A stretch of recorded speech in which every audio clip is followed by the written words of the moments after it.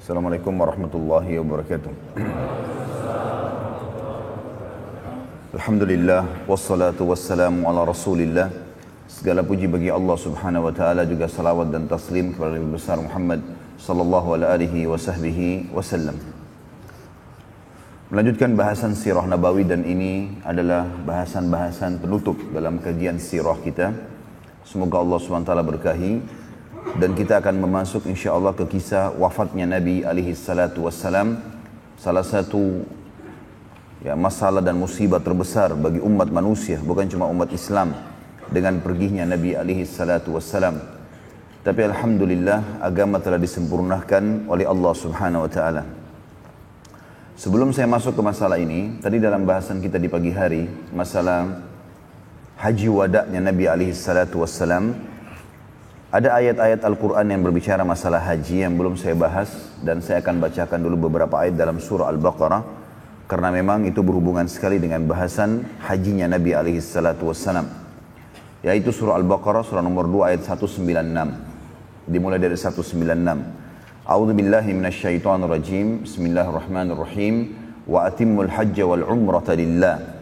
Fa in uhsirtum famastaysara minal hadi.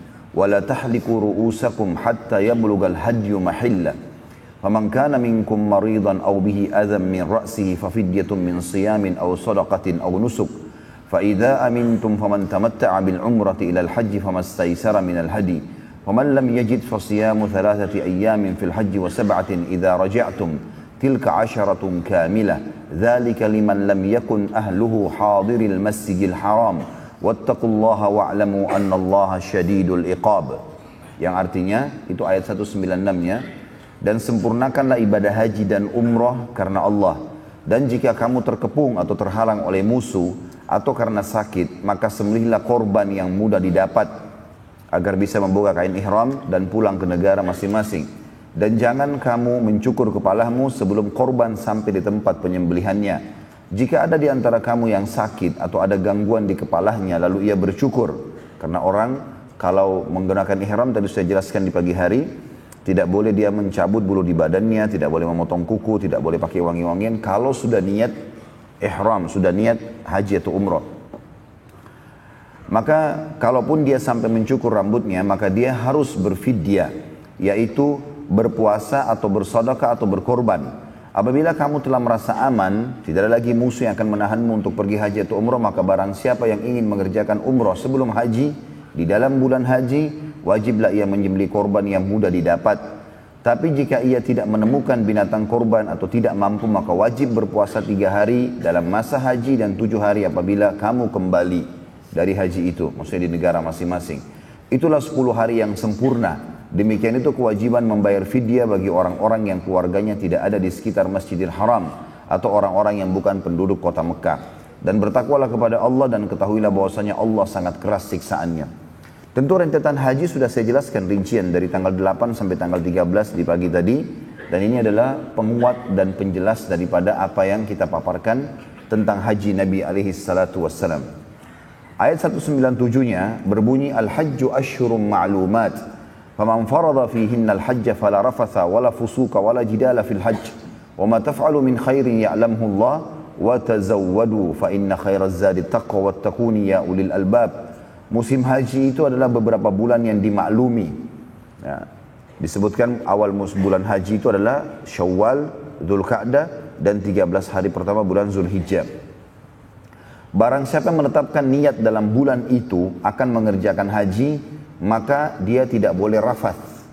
Dan rafath artinya mengucapkan kalimat-kalimat syahwat kepada yang bukan pasangan halalnya. Dan kalau dia sudah pakai baju ihram, sudah niat lewati miqat, maka sama pasangan halal pun tidak boleh rafath. Gak boleh lagi ada kata-kata mau berhubungan biologis atau kata-kata yang mengundang pada syahwat walaupun istri atau suami sendiri. Kalau sudah diniatkan lewat dari miqat niat untuk haji atau umrah. Dan tidak boleh berbuat fasik. Apapun perbuatan maksiat namanya fasik. Ya, lebih cenderung kepada pegangan fisik kayak salaman, pelukan, ciuman. Ya. Dan tidak boleh berbantah-bantahan di dalam masa mengerjakan haji. Tentu ini dijelaskan juga dalam hadis Bukhari ya. Siapa yang haji dia tidak rafath, tidak fusuk, tidak jidal, berdebat-debat, maka dia akan pulang dari haji seperti baru dilahirkan oleh ibunya. Ya. Dan apa yang kamu kerjakan berupa kebaikan, niscaya Allah mengetahuinya. Dan berbekallah untuk kebahagiaan dunia akhiratmu, dan ketahuilah sebaik-baik bekal adalah ketakwaan. Dan bertakwalah kepadaku hai orang-orang yang berakal. Dan makna takwa sudah kita jelaskan juga tadi pagi adalah patuh. Mengerjakan semua perintah Allah tanpa memilah yang wajib ataupun sunnah dan meninggalkan semua larangan baik itu haram ataupun makruh.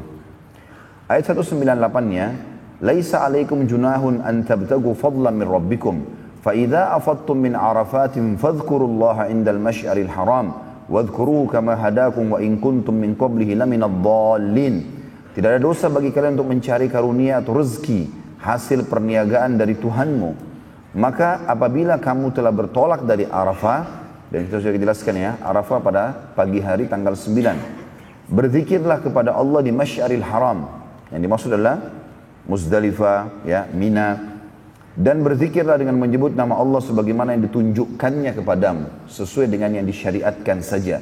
Dan sesungguhnya kamu sebelum itu benar-benar termasuk orang-orang yang sesat. Kalian tidak mengerti masalah itu. Tapi dengan turun syariat maka kalian jadi mengerti.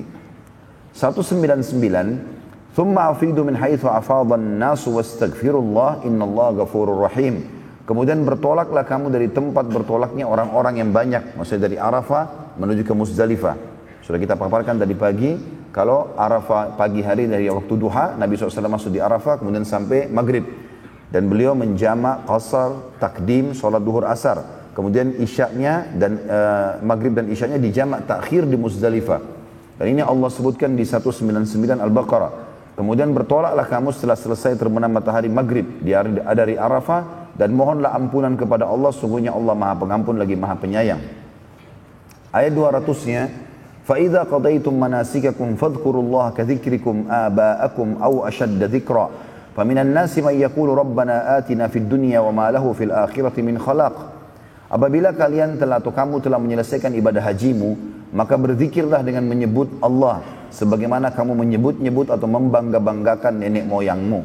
Jadi maksudnya terus berzikir, terus jadikan sebagai bahan ya keutamaan atau bahan yang selalu dikejar pada saat mengucapkan sesuatu. Selalu zikrullah dan bersyukur. Dan bahkan berzikirlah lebih banyak lagi dari itu. Maka di antara manusia ada yang hanya berdoa di musim haji, ya Tuhan kami berikanlah kami kebaikan di dunia tanpa meminta akhirat. Maka baginya bagiannya dan tidak ada bagian-baginya di akhirat nanti. Allah akan kasih kalau cuma minta dunia. Tapi yang dianjurkan adalah meminta dunia dan akhirat. Ayat 201-nya, wa minhum may yaqulu rabbana atina fid dunya hasanatan wa fil akhirati hasanatan wa qina adzabannar. Dan ada juga di antara mereka yang haji itu berdoa mengatakan, ya Tuhan kami berilah kami kebaikan di dunia dan kebaikan di akhirat dan peliharalah kami dari siksa neraka. Ayat 202-nya, ulaika lahum nasibun mimma kasabu wallahu sari'ul hisab. Mereka itulah orang-orang yang mendapatkan bahagian daripada yang mereka usahakan dan Allah sangat cepat perhitungannya. Ayat 203, wadhkurullaha fi ayyamin ma'dudat. وَمَنْ تَعَجَّلَ فِي يَوْمَيْنِ فَلَا إِثْمَ عَلَيْهِ وَمَنْ تَأَخَّرَ فَلَا إِثْمَ عَلَيْهِ لِمَنِ اتَّقَى وَاتَّقُوا اللَّهَ وَاعْلَمُوا أَنَّكُمْ إِلَيْهِ تُحْشَرُونَ. Dan berzikirlah atau dengan menyebut nama Allah dalam beberapa hari yang berbilang. Maksudnya adalah mulai hari Nahar tanggal 10 Zulhijjah, Idul Adha, yang saya sudah jelaskan tadi. Kalau Nabi SAW setelah sholat subuh di Muzdalifah, maka beliau bertolak menuju ke Mina untuk jumrah. Masih ingat gak ini? Baik, di situ dikenal dengan hari-hari berzikir kepada Allah. Mulai hari itu setelah jumrah beliau tahallul alaihissalam, lalu beliau melakukan tawaf, ya ifadah, tawaf wajib haji, kemudian beliau menyembeli, lalu kemudian di hari-hari tasyrik 11, 12, 13 beliau berzikir kepada Allah SWT dengan melakukan juga jumrah. Ya di tanggal 11, 12, 13, tapi pada saat itu sudah menjadi 3, kecil, sedang, besar. Sementara tanggal 10-nya hanya yang besar saja.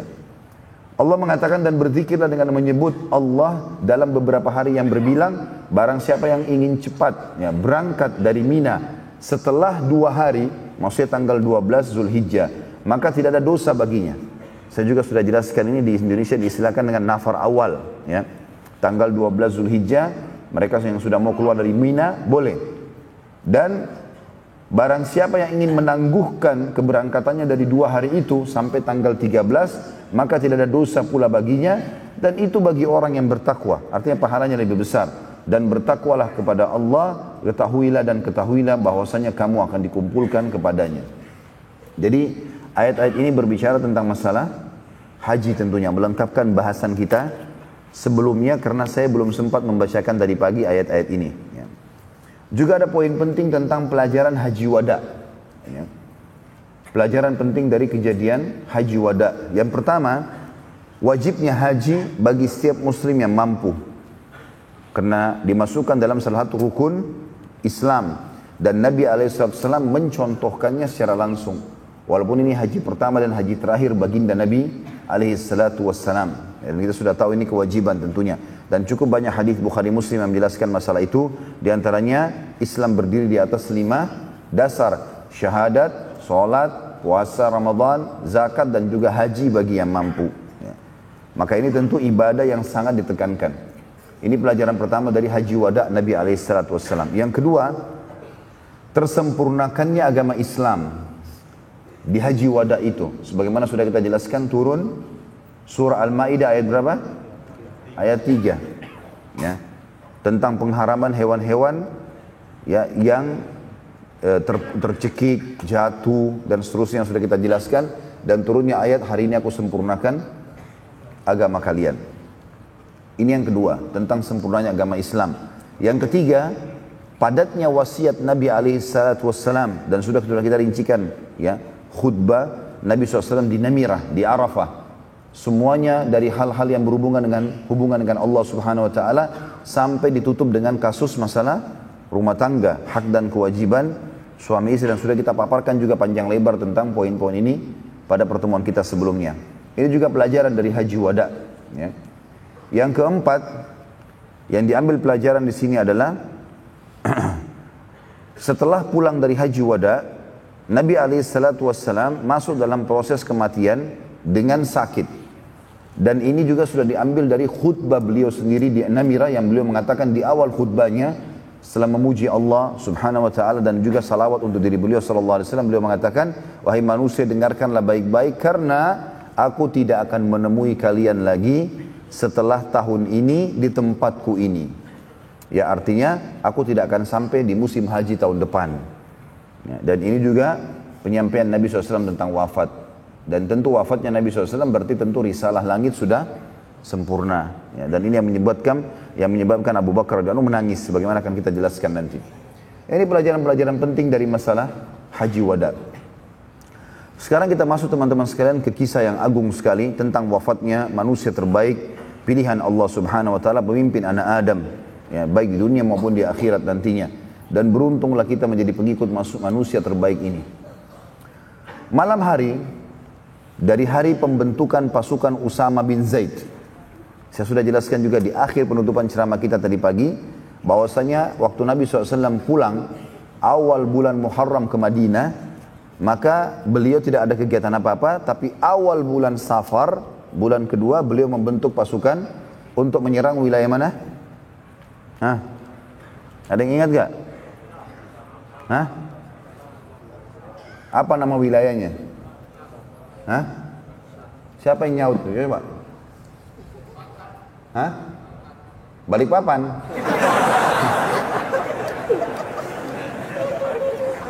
Gak dengar? Balkan, ahsan. Sebab sama banyak kan? Kasih buku tolong.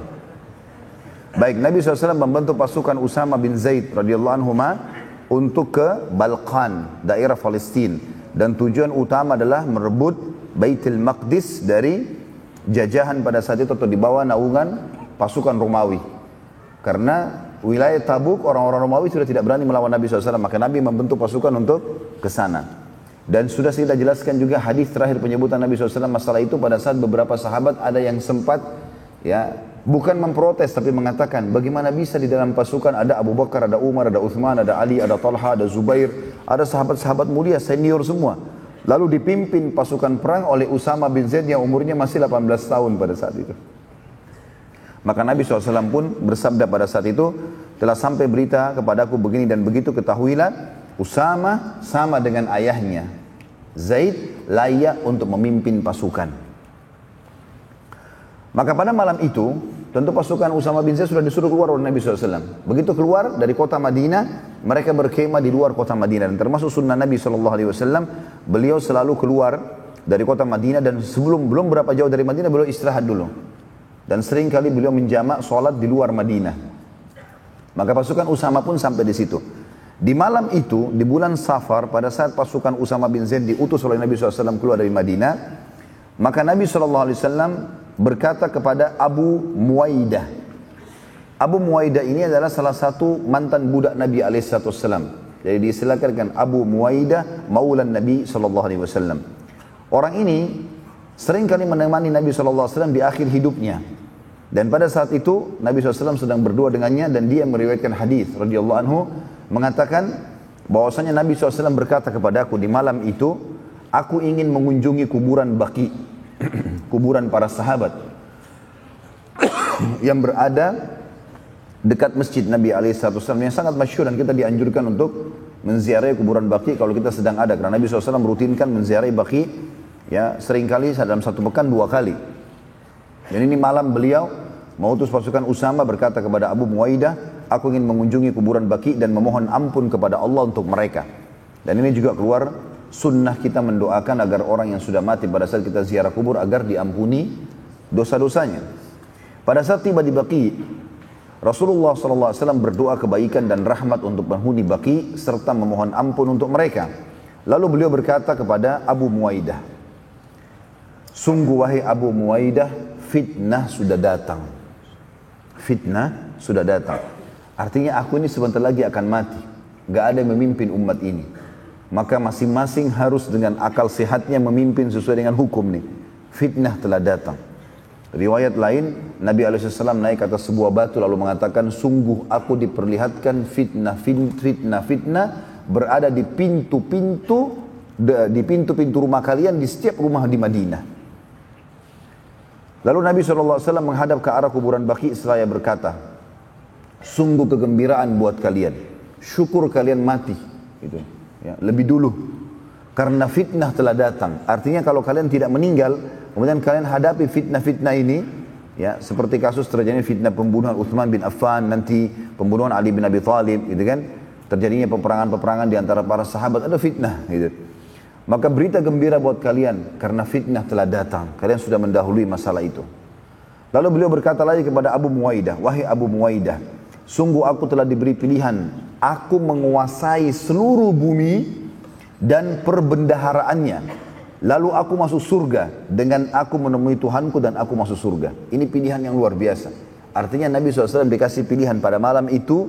Jibril AS turun di Baqi dan berkata, Tuhanmu hai Muhammad memberikan kepadamu kesempatan untuk hidup sampai hari kiamat, kekal. Mati nanti tapi hari kiamat. Sekarang dipanjangkan umur kamu, jadi bukan 1000 tahun, bukan selamanya sampai hari kiamat. Terjadi kiamat baru meninggal. Dan menguasai dunia, jadi pemimpin. Serta seluruh perbendaharaannya, seluruh kekayaan dunia di tanganmu. Kamu raja. Tidak ada lagi yang bisa mengalahkan. Dikasih pilihan, dan kalau mati masuk surga. Jadi dunia dan akhirat didapatkan. Dan sekarang kamu meninggal, lalu kamu akan bertemu dengan Tuhanmu dan masuk surga. Kata Nabi SAW, sungguh wahai Abu Muwaidah, aku telah diberikan pilihan oleh Tuhanku Allah, ya, untuk memimpin bumi ini dan seluruh perbendaharaannya, dan aku nanti masuk surga kalau aku meninggal, dengan aku bertemu dengan Tuhanku meninggal sekarang, dan aku masuk surga. Dan ini pelajaran teman-teman sekalian, bagaimana Nabi SAW tidak menginginkan dunia ini. Ya, beliau dijanjikan akan jadi raja, menguasai seluruh dunia dan hidup panjang umurnya, memimpin umat ini pun, kemudian juga mati masuk surga. Dan meninggal lalu bertemu dengan Allah. Maka Nabi SAW memilih untuk meninggal. Abu Muwaidah sempat berkata radhiyallahu anhu, kalau begitu wahai utusan Allah, pilihlah kami. Jangan anda meninggal, biarkan anda memimpin kami. Maka Nabi SAW menjawab, tidak wahai Abu Muwaidah, tidak sama sekali. Tetapi aku mendahulukan pertemuan dengan Tuhanku dan surga. Ya. Jadi Nabi SAW mendahulukan akhirat. Ini pelajaran buat kita sebagai seorang muslim. Seorang muslim tidak perlu takut mati. Dia memang malah menunggu kematian. Karena kematian pintu menuju kepada kehidupan abadinya. Jadi jangan terbalik ikhwan dan akhwat sekalian. rahimani rahimakumullah. Karena kita kebanyakan terbawa dengan arus cinta dunia, ketakutan kalau kita meninggal. Enggak, meninggal itu adalah pintu menuju kepada kehidupan abadi. Mati awal segalanya bagi setiap muslim. Ya, dan dia bukan akhir segalanya. Banyak orang menganggap kalau meninggal berarti akhir segalanya. Tidak, justru awal segalanya. Karena akan abadi. Dan dia akan mendapatkan amal-amal soleh yang sudah pernah dilakukan. Ya, dia juga akan mendapatkan janji-janji Allah dan hidup abadi. Bertemu dengan Nabi SAW, bertemu dengan orang-orang soleh sebelum kita, bertemu dengan para malaikat, ya, melihat Tuhannya, Allah Azza wa Jalla. Dan itu harus melalui proses kematian dulu. Gak mungkin tidak. Kecuali kalau dia orang orang kafir, musyrik, ataupun orang munafik. Termasuk orang fasik, kalau banyak maksiat juga ini bermasalah buat dia. Tapi dia masih bisa selamat nanti setelah dibersihkan dosa-dosanya di neraka. Tapi kalau orang musyrik, munafik, dan kafir, ini adalah mati akhir segalanya buat dia. Karena tidak ada lagi cara untuk memperbaiki ya kesalahan-kesalahannya kalau dia sudah meninggal. Maka pada saat itu Nabi SAW waktu mengatakan aku memilih Tuhanku dan surga. Setelah itu Nabi SAW balik bersama Abu Ubaidah. Begitu tiba di rumah Nabi SAW mulailah beliau merasakan sakit kepala. Ya.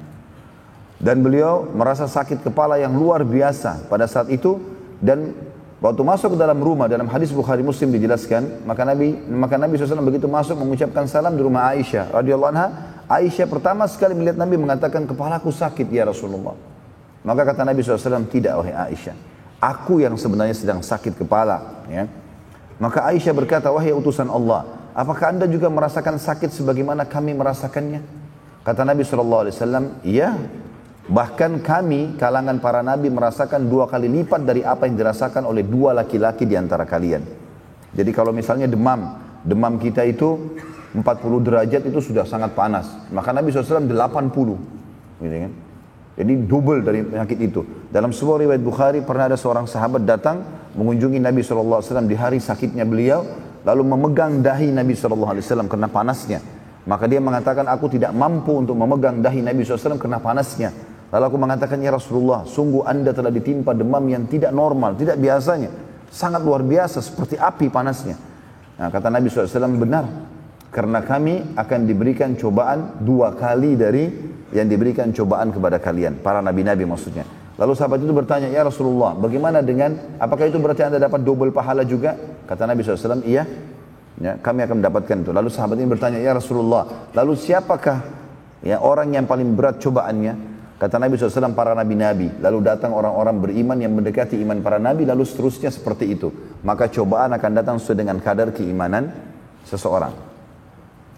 Nabi SAW waktu itu meminta agar mengunjungi para istri-istri beliau. Dan pada saat tiba di rumah Maimunah radhiyallahu anha, beliau sudah tidak mampu lagi SAW melanjutkan perjalanan karena sakit kepala dan demam yang sangat panas. Ya. Lalu Nabi SAW meminta agar seluruh istri beliau radhiyallahu anhunna ummahatil mu'minin dikumpulkan. Lalu beliau menyampaikan kalau minta izin agar dirawat di rumah Aisyah radhiyallahu anha. Nah, dan ini juga teman-teman sekalian, khusus bagi orang yang ya, melakukan poligami dalam hidup ini, menjalankan sunnah Nabi SAW, maka mereka harus tahu tentang hak-hak istrinya, termasuk masalah mabit atau menginap. Maka dia memberikan hak itu kepada istrinya. Kalaupun dia mengambil malam itu, maka dia bisa menggantikan dengan malam lain, atau dia bisa pamit baik-baik untuk ya melepaskan hak itu, ya supaya dia tidak dihisap oleh Allah SWT pada hari kiamat. Dan ini menandakan juga pelajaran penting bagaimana Nabi SAW sangat perhatian dengan kewajiban yang Allah Subhanahu Wa Taala telah perintahkan, yaitu berlaku adil di antara para istri beliau. Bukan tentu seperti sebagian orang ya, ada orang merusak citra poligami ini. Karena mereka begitu menikah dengan wanita yang baru, pernikahan baru mungkin lebih mudah, maka mereka melupakan istri yang sudah tua. Ya. Dan ini tidak boleh dalam agama Islam. Nabi SAW menunjukkan masa bahkan Ummu Salamah radhiyallahu anha umurnya tua, tapi Nabi SAW tetap memberikan haknya. Waktu itu Nabi SAW karena demam, sakit kepala ditopang oleh Fadl bin Abbas bin Abdul Muttalib dan Ali bin Abi Thalib radhiyallahu anhum ajma'in. Ya, Fadl ini anaknya Abbas, sepupu Nabi SAW. Lalu kata Fadl dalam riwayat Bukhari, sungguh kaki Nabi SAW terseret di tanah karena sudah tidak mampu mengangkatnya saat dibawa menuju ke rumah Aisyah radhiyallahu anha. Jadi sangat letih, sangat demam, sakit. Sahabat yang meriwayatkan hadis ini berkata, Nabi SAW ditimpa demam yang sangat berat sampai saat aku meletakkan telapak tanganku pada dahi beliau SAW, aku benar-benar tidak bisa tahan panasnya. Dan Nabi SAW sampai pingsan karena demam itu. Saat Nabi SAW sadar, beliau SAW meminta agar didatangkan 7 kendi air dari sumur. Lalu beliau minta para sahabat mengguyurkan air sumur tersebut ke tubuh beliau SAW agar meringankan demam yang beliau SAW rasakan. Ya, tentu ini ada hadis lain ya. Hadis sahih juga yang Nabi SAW mengatakan sungguhnya demam itu dari panasnya atau tiupan panasnya api neraka. Maka dinginkanlah dengan air. Nah, kita kadang-kadang kalau demam malah takut kena air. Ya. Padahal sunnah Nabi SAW justru pada saat itu dianjurkan mandi. Ya. Tentu juga dengan air yang hangat. Ya, bukan berarti air yang dingin. Maka Nabi SAW waktu itu minta diguyurkan air dan diguyurlah air tersebut. Pada saat mau dituang, sudah sampai kurang lebih kendi yang kelima, maka Nabi SAW mengatakan cukuplah. Karena beliau sudah tidak tahan lagi. Ya, karena panas dan bertemu dengan air tersebut. Nabi SAW terus saja berusaha mengimami sholat sampai tiba hari ke-15 dari bulan Rabiul Awal. Ya. Selepas sholat asar pada hari Jumat, beliau SAW naik ke atas mimbar sambil duduk khutbah yang dikenal dengan khutbah kematian. Beliau SAW memuji Allah sebagaimana layak ia dipuji. Lalu beliau SAW membacakan salawat untuk diri beliau alaihissalam. Ya. Lalu beliau bersabda, wahai manusia, sungguh aku memuji Allah di hadapan kalian. Ketahuilah bahwa untukku waktuku, bahwa waktuku bersama kalian tinggal beberapa saat lagi. Maka barang siapa yang telah aku sakiti punggungnya, maka ini punggungku pukullah. Siapapun yang sudah aku rusak kehormatannya, maka ini kehormatanku balaslah. Barang siapa yang telah aku ambil hartanya, maka ini hartaku dia boleh ambil semaunya sesuai haknya. Dan tidak boleh ada satupun yang menahannya dari kerabatku, karena ini atau itu sama sekali bukan dari akhlakku. Ketahuilah, orang yang paling aku cintai di antara kalian, yang memiliki harta pada hari ini, lalu kemudian dia mengambilnya dariku. Dan ini pelajaran penting teman-teman sekalian, bagaimana Nabi SAW ingin melepaskan dari hisab pada hari kiamat. Kita harus tahu hubungan dosa kita dengan Sang Pencipta Allah Subhanahu wa taala. Allah Maha Pengampun. Allah Maha Pengasih, Maha Penyayang. Kita bertobat beristighfar dimaafkan oleh Allah. Asal dengan ikhlas, dengan benar diterima. Seperti Imam Nawawi mengatakan orang berdosa taubat kepada Allah dengan 3 syarat, meninggalkan dosa itu seketika, menyesali janji sama Allah tidak mengulangi, maka akan diterima. Tapi ada dosa yang Allah membiarkan itu adalah hak makhluk. Kalau kita dosa dengan makhluk, seperti menggunjing, memfitnah, ya, apa sajalah, mencuri, memukul, menzalimi, mengambil haknya orang lain. Ini Allah SWT berikan kebebasan pemilik hak untuk menyelesaikannya. Maka ini harus taubat nasuha kepada Allah dan juga mengembalikan hak orang tersebut. Maka Nabi SAW ingatkan di sini, sebelum meninggal beliau mengatakan, siapa yang punya hak ambil. Bahkan orang yang menuntut dari saya sekarang adalah orang yang paling aku cintai. Maka ada seorang sahabat sempat berdiri lalu mengatakan, wahai utusan Allah, sungguh aku memiliki 3 dirham yang belum anda kembalikan. 3 dirham ini sedikit sekali. Ya. Maka para sahabat yang lain menghardiknya mengatakan, bagaimana bisa engkau meminta 3 dirham dari Rasulullah SAW? Halalin selesai gitu.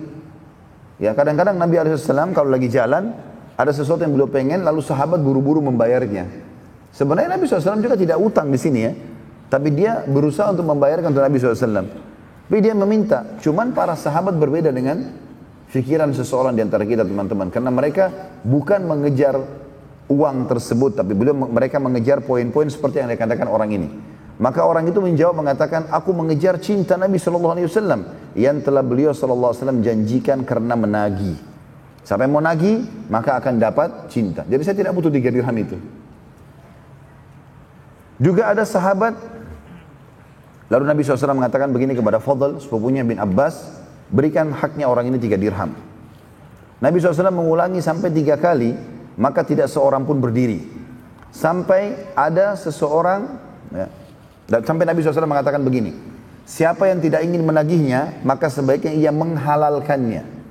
Jadi Nabi SAW betul-betul membersihkan dirinya. Kalau ada yang hadir, punya hak, ya, dia tidak mau nagih karena tidak tega dengan saya atau apapun, maka harusnya dia menghalalkannya. Dan ketahuilah, walau ia menghalalkannya, maka itu tidak berguna untukku hari kiamat. Artinya tidak ada manfaatnya buat aku itu. Ya. Karena aku tidak dapat menambah pahalaku, tapi dia malah yang dapat pahala. Dan di sini kita lihat teman-teman bagaimana jelinya baginda Nabi SAW dalam menyelesaikan urusannya dengan manusia sebelum wafat, dan beliau SAW mengajarkan bahwa walau dimaafkan tetap akan dihadapkan oleh Allah semua amal seseorang dan diperlihatkan kepadanya hari kiamat. Jadi misalnya antum pernah punya masalah sama seseorang, lalu antum mengatakan maafin saya, dia mengatakan baiklah saya sudah maafkan. Ya. Ini, perilaku ini tetap akan kita saksikan pada hari kiamat. Ini, pada saat tanggal ini, di hari ini, di lokasi ini, kamu pernah menggunjing orang ini. Kemudian pada hari ini, pada waktu ini, di tempat ini, kamu minta maaf dan kamu dimaafkan. Jadi bukan berarti dihapus di sini, dimaafkan lalu tidak tertulis di buku amal. Semuanya di buku amal teman-teman, baik dosa yang pernah kita lakukan dan kita bertaubat, atau kita tidak bertaubat darinya. Semuanya akan dilihat. Maksud dalam firman Allah SWT, فَمَنْ يَعْمَلْ مِثْقَالَ ذَرَّةٍ خَيْرًا يَرَى وَمَنْ يَعْمَلْ مِثْقَالَ ذَرَّةٍ شَرًّا يَرَى. Siapa yang berbuat seperti biji sawi dari kebaikan dia akan lihat, siapa yang berbuat seperti biji sawi dari keburukan dia akan melihat. Artinya walaupun dia sudah taubat tetap akan dipaparkan untuknya pada hari kiamat. Dan ini juga sebagian ulama mengatakan diambil dari statement Nabi SAW, kalaupun dia sudah maafkan maka tidak berguna bagi aku. Lalu Nabi SAW bersabda, ketahuilah ada seorang hamba yang telah diberi pilihan oleh Tuhannya untuk memimpin dunia dan seluruh perbendaharaannya, lalu masuk surga dengan bertemu dengan Tuhannya dan masuk surga pula. Maka ia memilih bertemu Tuhannya dan masuk ke dalam surga. Mendengar pernyataan Nabi SAW ini, maka Abu Bakar pun menangis terisak-isak. Lalu berkata, kami menebus anda dengan jiwa, harta dan keluarga kami wahai utusan Allah. Maka Nabi SAW mengatakan, kebaikan darimu wahai Abu Bakar. Lalu pada saat itu Nabi SAW mewasiatkan wasiat penting di sini, karena dulu masjid Nabi SAW, kalau kita anggap kayak masjid ini misalnya, dulu waktu Nabi SAW masih hidup, ya, di awal-awal hijrah ke Madinah, sampai beliau pada saat menyampaikan di malam sakitnya ini, tembok-tembok masjid dempet dengan rumah-rumah sahabat. Bahkan banyak di antara mereka yang membuat lubang dari tembok masjid untuk bisa connect masuk ke dalam masjid langsung. Ya, sehingga mereka sangat dekat. Mereka tinggal buka pintu langsung masuk masjid dan penuh. Semua masjid itu dikelilingi oleh rumah-rumah sahabat. Maka Nabi SAW mengatakan, tutuplah semua pintu-pintu yang menuju ke masjid. Gak boleh lagi ada. Tembok masjid semua ditutup. Dari rumah-rumah yang menempel dengan masjid kecuali pintu rumahnya Abu Bakar. Semua tidak boleh lagi. Kecuali rumah Abu Bakar dan rumah Nabi SAW. Karena aku tidak menemukan persahabatan yang paling setia seperti Abu Bakar. Ini dikenal dengan istilah khawkha Abu Bakar, atau kamarnya Abu Bakar. Sampai sekarang ada ya, di sebelah Babus Salam, ya, kalau teman-teman tahu Babus Salam, yang ada menara warna hijau di masjid Nabi SAW. Bukan kubah hijau ya, kubah hijau itu beda, itu kuburan Nabi SAW. Tapi Babus Salam lawan arahnya. Di belakang Babus Salam itu adalah khawkha Abu Bakar. Ya, ada 3 pintu sekarang kembar, dan dia kalau kita masuk kesannya kayak ada 2 tembok baru kita masuk ke dalam masjid Nabi SAW. Nah di antara 2 tembok itu dulu adalah dikenal dengan rumahnya Abu Bakar. Bila aku diizinkan menjadikan seseorang manusia sebagai kekasih pilihan, maka aku akan menjadikan Abu Bakar. Tetapi ia adalah sahabat dan teman dekatku. Dan ini juga menyebutkan tentang keutamaan Abu Bakar radhiyallahu anhu, di mana Nabi SAW walaupun sudah mau meninggal memastikan kalau ini adalah sahabat pilihanku. Nabi SAW lalu berbicara tentang Usama bin Zaid, seraya mengurangi sabda beliau, telah sampai kepadaku sebagian kalian mencela kedudukan Usama sebagai pemimpin perang yang telah aku pilih. Maka ketahuilah bahwa ia layak jadi pemimpin sebagaimana ayahnya menjadi pemimpin, atau Zaid bin Haritha.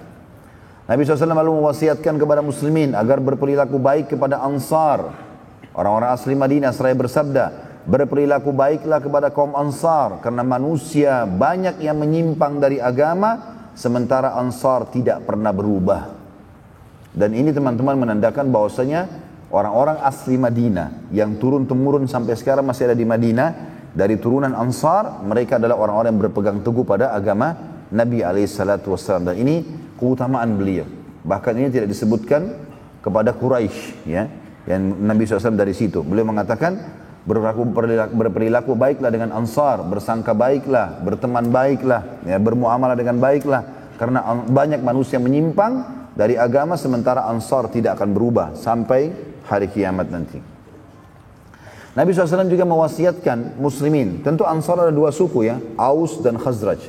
Dan sekarang cukup banyak pecahan suku-suku di Madinah yang dari pecahan induk ini, Aus dan Khazraj ya.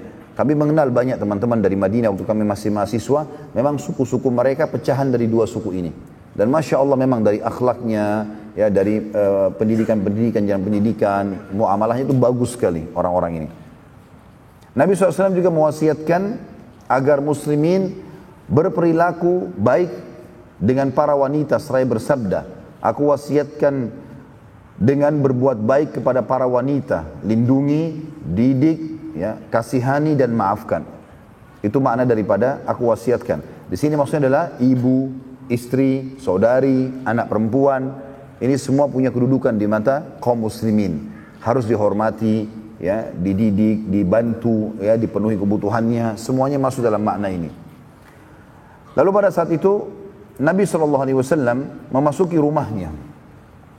Dan beliau SAW memerintahkan agar pasukan Usamah bergerak, ya, dan berkemah di luar Madinah. Dan siapa yang ingin bergabung maka ia menyusul pasukan di luar Madinah. Dan pada saat itu penyakit Nabi SAW makin parah. Dan beliau SAW selama 3 hari tidak bisa banyak bergerak. Dan tidak bisa mengimami sholat. Dan saking parahnya sakitnya Nabi SAW sampai beliau tidak bisa berbicara, ya, hilang suaranya Nabi SAW. Saat Usama mendengarkan kejadian tersebut, ya, pasukan Usama sudah jalan. Lalu kemudian berkemah di luar kota Madinah. Tapi pada saat mendengarkan kalau Nabi SAW sakitnya makin parah, maka dia pun sempat kembali ke Madinah. Kemudian masuk ke rumah Nabi SAW dan menunjuk dan melihat ke arah Nabi SAW. Ingin mendengar ada instruksi baru enggak, dilarang pergi berperang atau melanjutkan peperangan. Nabi SAW karena tidak bisa ngomong, maka Usama mengatakan aku melihat Nabi SAW memberikan isyarat kepadaku dengan telunjuk beliau dan memberikan isyarat ke langit. Berarti menandakan perintah yang aku perintahkan kepadamu adalah perintah Allah. Walaupun Nabi tidak bicara, jalan, jangan batalkan itu.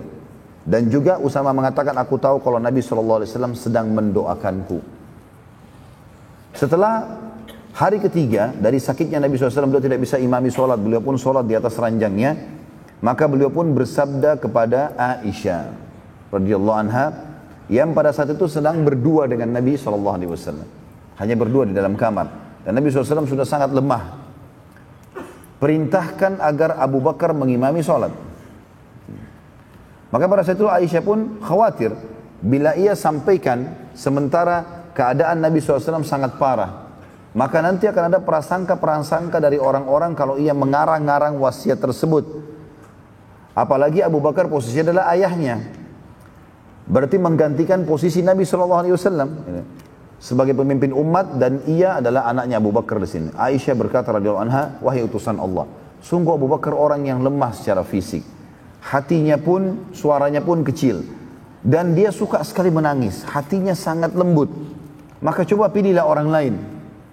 Namun pada saat itu Nabi SAW pingsan. Ya, belum sempat menjawab pingsan. Kemudian Nabi SAW bangun, lalu mengingatkan lagi Aisyah yang kedua kali. Apakah sudah kau jalankan titahku, wahai Aisyah? Maka Aisyah mengatakan belum. Kata Nabi SAW perintahkan agar Abu Bakar mengimami manusia sholat. Rupanya Aisyah mengulangi lagi perkataan yang sama. Ya Rasulullah, Abu Bakar orang yang lemah secara fisik. Suaranya pun akhirnya kecil. Artinya nggak semua masjid bisa dengar. Zaman dulu nggak ada pengeras suara. Dan juga hatinya sangat lembut, mudah nangis gitu. Pilihlah orang lain ya Rasulullah. Maka Nabi SAW pingsan yang kedua kalinya. Ya, tidak sempat menjawab di sini. Kemudian Nabi SAW bangun yang ketiga kali sadar, tanya lagi, Aisyah sudah jalankan belum? Maka Aisyah mengatakan belum. Kata Nabi SAW perintahkan Abu Bakar untuk mengimami sholat.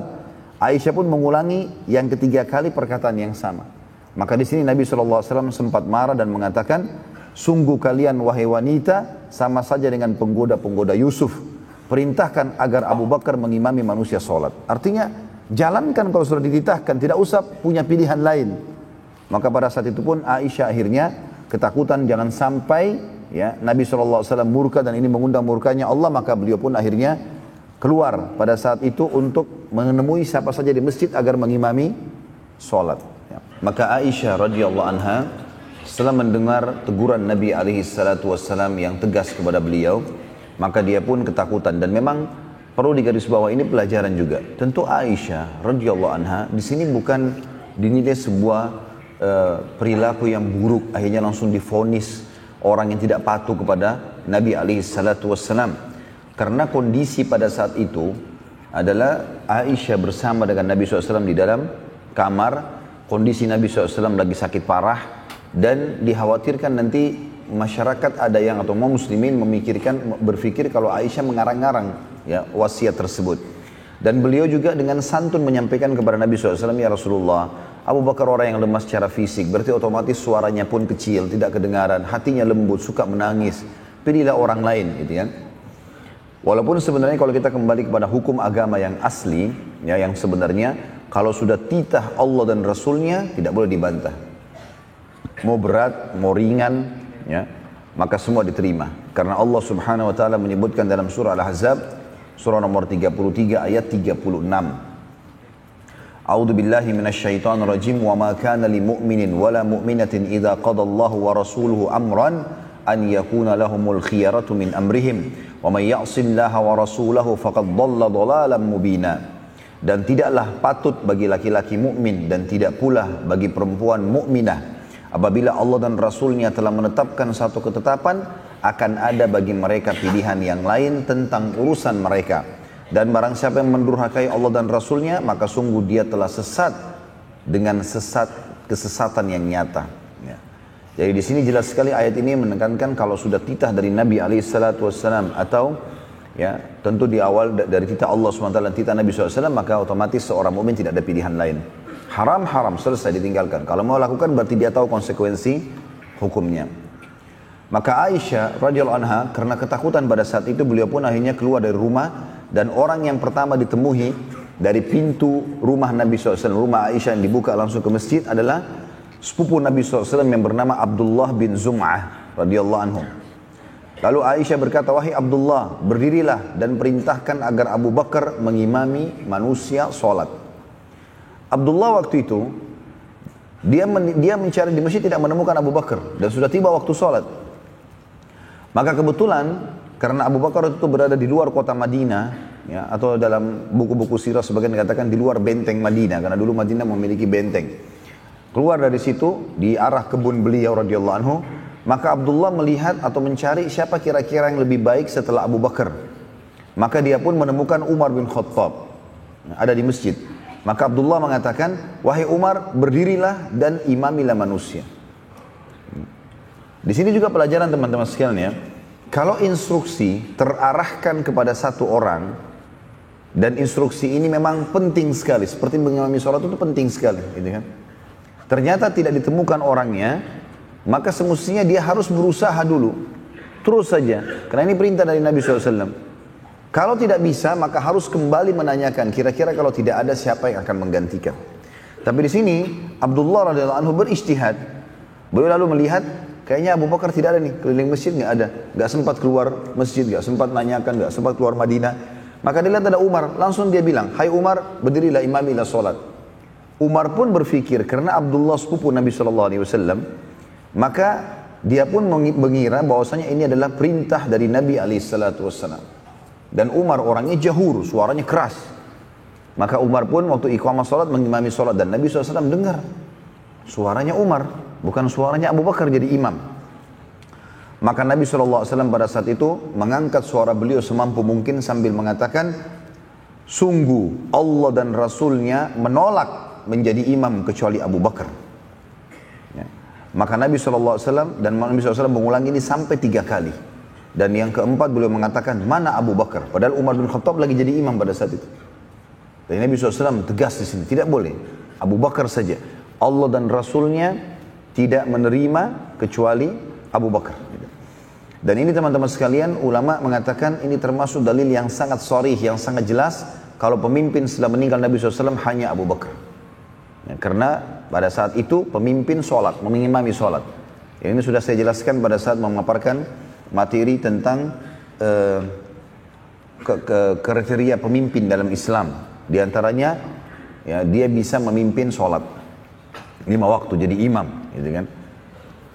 Karena Umar sudah terlanjur mengimami sholat pada saat itu, maka ia pun melanjutkan sholatnya. Lalu Abu Bakar dicari oleh Abdullah bin Zum'ah tadi karena merasa bersalah, dan akhirnya menemui Abu Bakar ada di luar kota Madinah. Dan kemudian menyampaikan tentang pesan Nabi SAW. Maka Abu Bakar segera datang, dan waktu itu kebetulan waktu sholat maghrib. Sudah maghrib, maka Umar pun mengimami sholat, makanya suaranya kedengaran. Dan Abu Bakar setelah ditemukan sebelum Isya, maka Abu Bakar pun akhirnya mengimami Isya. Mulai dari hari itu tentunya, ya, sholat Isya sampai 3 hari ke depan. Tepatnya dari hari Jumat sampai hari Senin. Karena kejadian ini adalah hari Jumat. Beberapa hari Nabi SAW sakit. Dari Jumat sampai Senin ini, Jumat, Sabtu, Ahad, Senin. 4 hari Nabi SAW sakit keras. Suaranya gak kedengaran kecuali kecil. Beliau sangat lemah, sholatnya pun di atas ranjang. Yang beliau wasiatkan terakhir suruh Abu Bakar menjadi imam. Di hari Selasa, tanggal 12 Rabiul Awal tahun 11 Hijriah, Nabi SAW merasa baikan. Tepatnya di sholat subuh. Beliau merasa dirinya tiba-tiba sehat, beliau bisa berdiri SAW, lalu beliau pun berwudu, dan kemudian beliau keluar ingin sholat, mengimami orang. Dan menemukan pada saat itu ternyata para sahabat sedang sholat subuh berjamaah dengan Abu Bakar. Dan Nabi SAW melihat mereka pada khusyuk semuanya mendengarkan ayat-ayat yang dibaca oleh Abu Bakar. Maka Nabi SAW sangat gembira melihat keadaan mereka. Artinya dengan kondisi seperti ini, walaupun beliau meninggal, beliau tidak akan merasa kehilangan umatnya.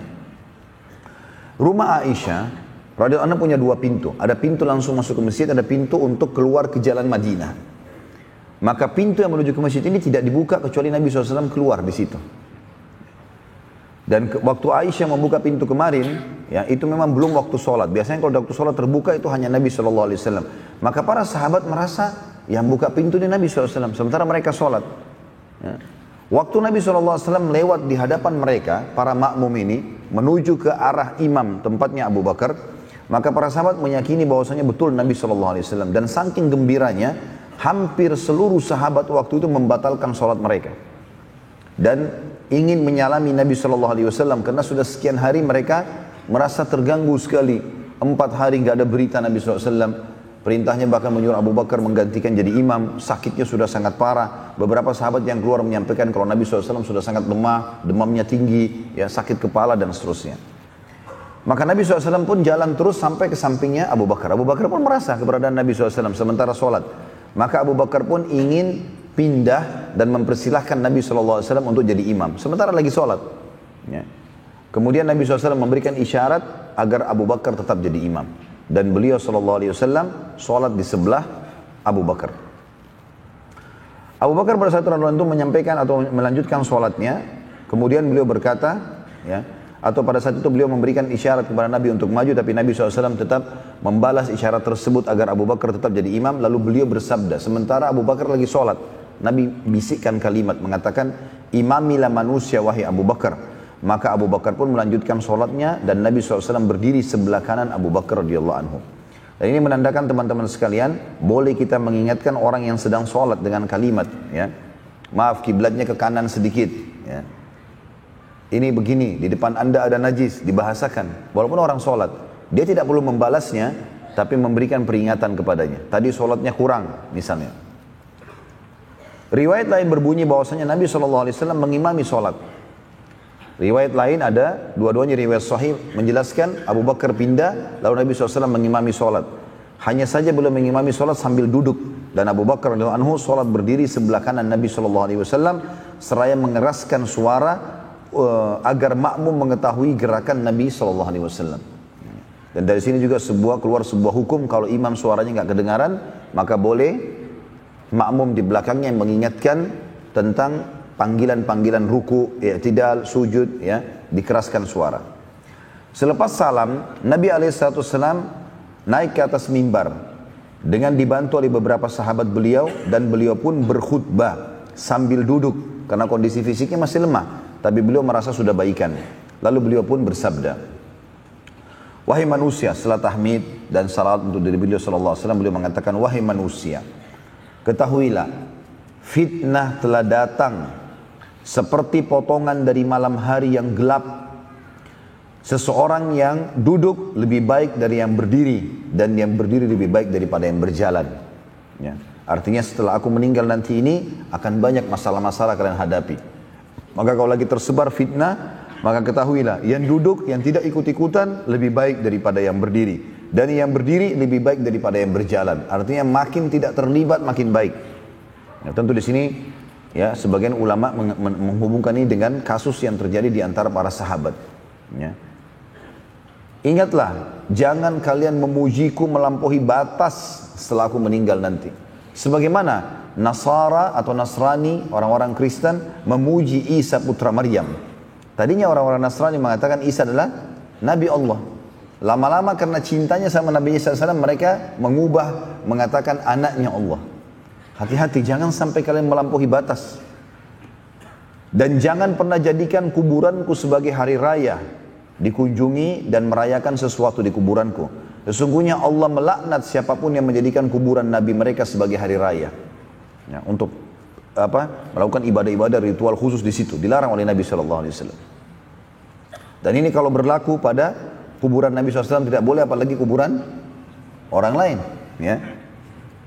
Berarti kuburan orang lain lebih layak untuk tidak boleh dirayakan seperti hari raya. Hari raya kan orang gembira, orang berbagi-bagi, orang berbicara, orang memuji Allah. Maka itu semua masuk dalam rangkaian ini.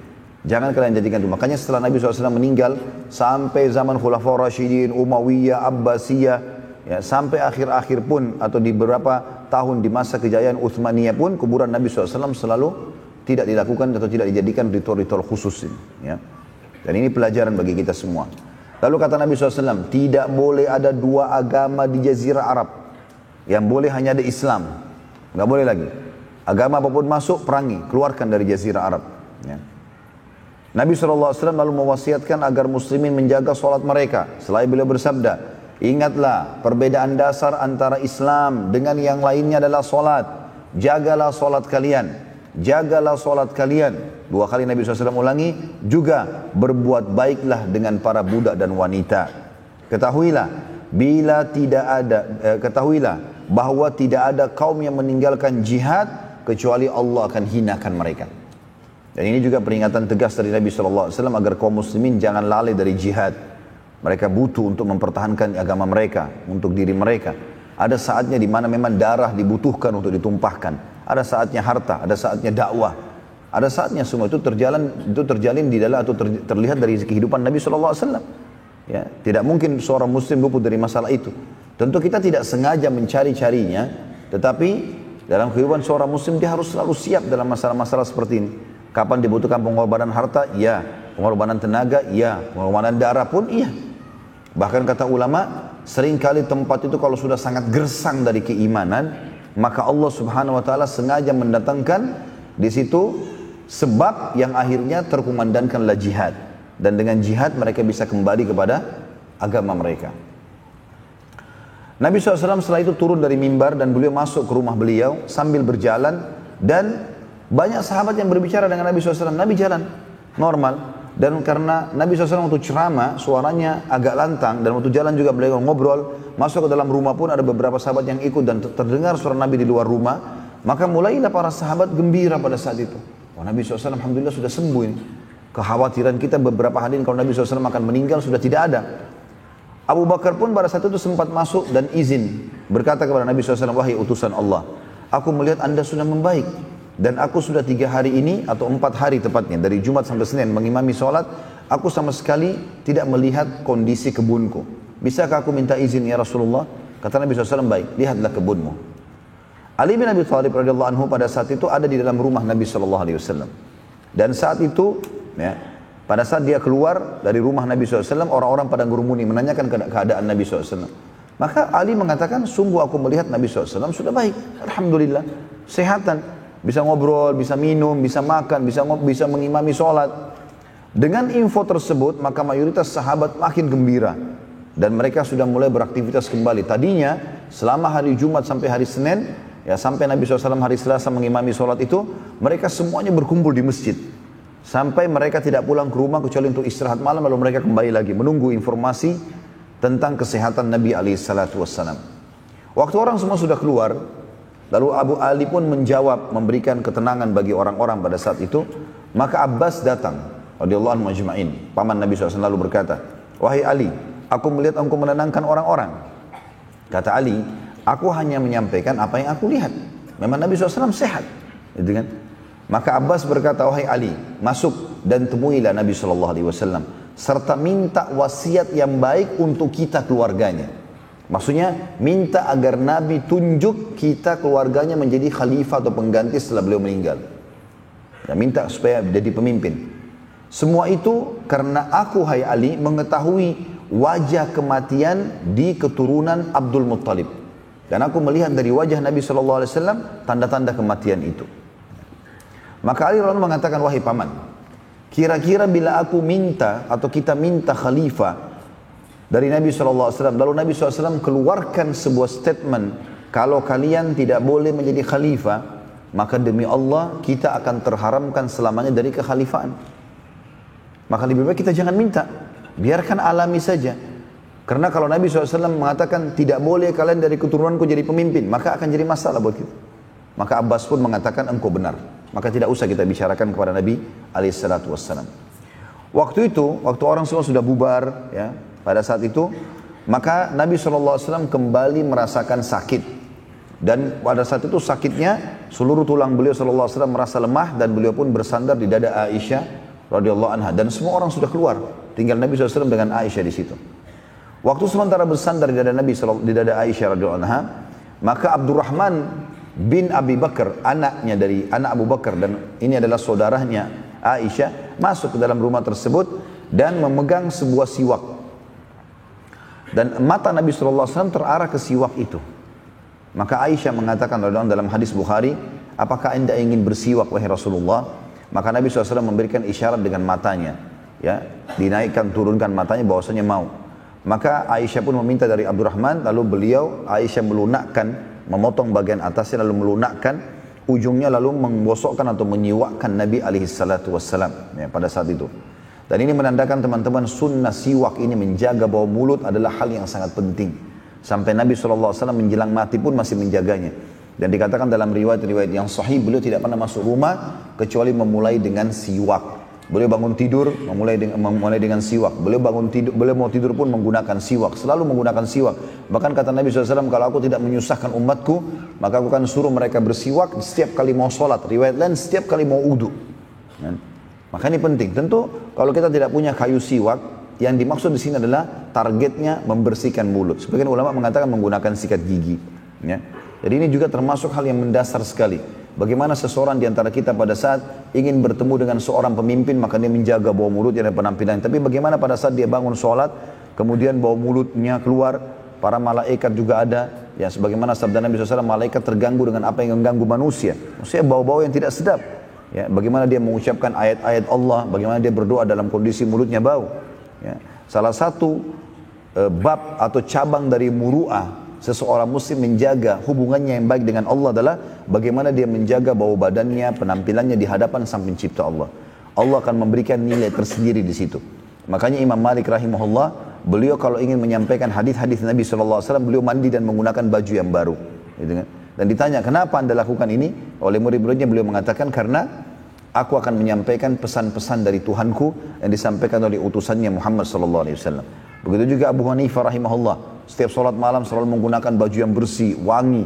Dan ini perlu kita lakukan teman-teman sekalian. Karena mayoritas di antara kita justru tidak peduli dengan sejadahnya di rumah, mau sudah koyak, kotor, mukenahnya, kopiahnya, atau apa saja. Ini mesti dijaga. Bagaimana dia menjaga, dan itu ada nilai pahala sendiri di sisi Allah Subhanahu Wa Taala. Abdurrahman setelah memberikan siwak tersebut keluar dari rumah Aisyah radhiyallahu anha dan tertinggallah Nabi SAW bersama Aisyah. Lalu Nabi SAW mengatakan, wahai Aisyah, ambilkan untukku ya seember air. Maka Aisyah pun meletakkan Nabi SAW di atas bantal kepala beliau. Kemudian Aisyah pun pergi lalu mengambil air. Lalu Aisyah radhiyallahu membantu Nabi SAW untuk duduk. Lalu Nabi SAW memasukkan kedua telapak tangan beliau ke kotak air atau ember air tersebut sambil mengatakan, Inna lil mauti la sakarat. Ketahuilah wahai Aisyah, sesungguhnya mati itu punya masa-masa ketegangan dalam menunggunya.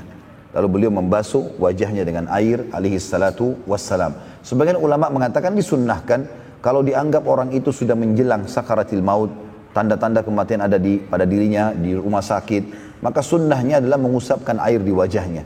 Karena Nabi SAW melakukan itu dan ini disebutkan dalam hadis Bukhari Muslim.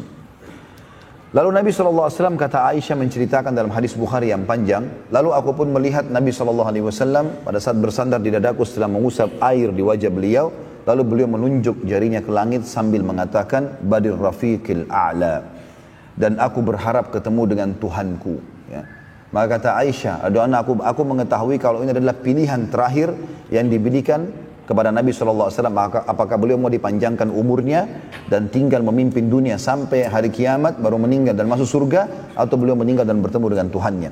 Dan juga Nabi SAW bersabda dalam hadis yang lain, tidak ada seorang Nabi pun kecuali pada saat mau meninggal diberikan pilihan apakah dia mau dipanjangkan umurnya atau tidak. Maka Aisyah mengatakan, aku tahu di sini Nabi SAW diberikan pilihan terakhir. Akhirnya Nabi SAW mengatakan mengulangi Barir Rafiqil A'la. Terus beliau mengulangi kalimat tersebut, kata Aisyah radhiyallahu anha, sampai aku melihat leher Nabi SAW terturun lemah dan akhirnya ya tersandar ya atau jatuh di samping punggung kananku. Maka pada saat itu Aisyah pun panik. Ya. Beliau pun panik. Dia katakan dalam hadis, aku pun panik, tidak tahu harus berbuat apa. Karena Nabi SAW digerakkan tidak bergerak, artinya sudah meninggal dunia alaihissalam. Maka Aisyah pun mengatakan, aku pun meletakkan kepala Nabi SAW di atas bantal dan aku tidak sadar aku berniyahah. Dan niyahah dilarang, artinya teriak, ya kan? Pada saat orang meninggal, gitu kan? Tapi di sini niyahah tidak sampai memukul badan atau menarik rambut. Tapi Aisyah bingung, lalu mengatakan Rasulullah SAW meninggal, Rasulullah SAW meninggal sambil mengangkat suara. Maka pada saat itu ada sebagian wanita-wanita yang lewat di depan rumah Aisyah, lalu masuk mendengarkan suara tersebut. Lalu mereka pun rame-rame menangisi Nabi alaihi salatu wassalam. Maka karena suara yang menangis cukup banyak, maka tersebarlah pada saat itu suara atau tersebarlah berita kalau Nabi SAW sudah meninggal. Dan dengan sangat cepat tersebar di sana sini.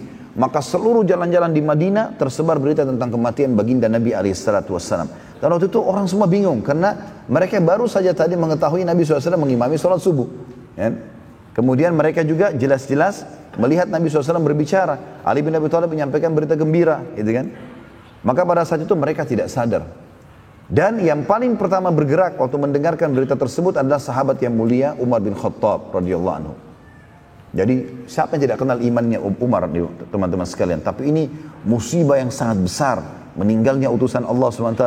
Kita saja mungkin di malam ini, saya waktu baca kisah ini seringkali rasanya mau meneteskan air mata. Bagaimana ya dalam kondisi pada saat itu kita melihat baginda Nabi SAW. Kalau sekarang saja kita tidak lihat, kita tersentuh mendengarkan kisah ini, bagaimana dengan pada saat kita hadir tiap hari berbaur dengan beliau, berperang sama beliau, kemudian sholat sama-sama, lalu kemudian kehilangan, itu satu hal yang memukul. Walaupun para sahabat faham kalau kematian tadi saya katakan adalah pintu untuk menuju ke akhirat, sebagaimana akan kita dengarkan nasihat dari Abu Bakar nanti radhiyallahu anhu.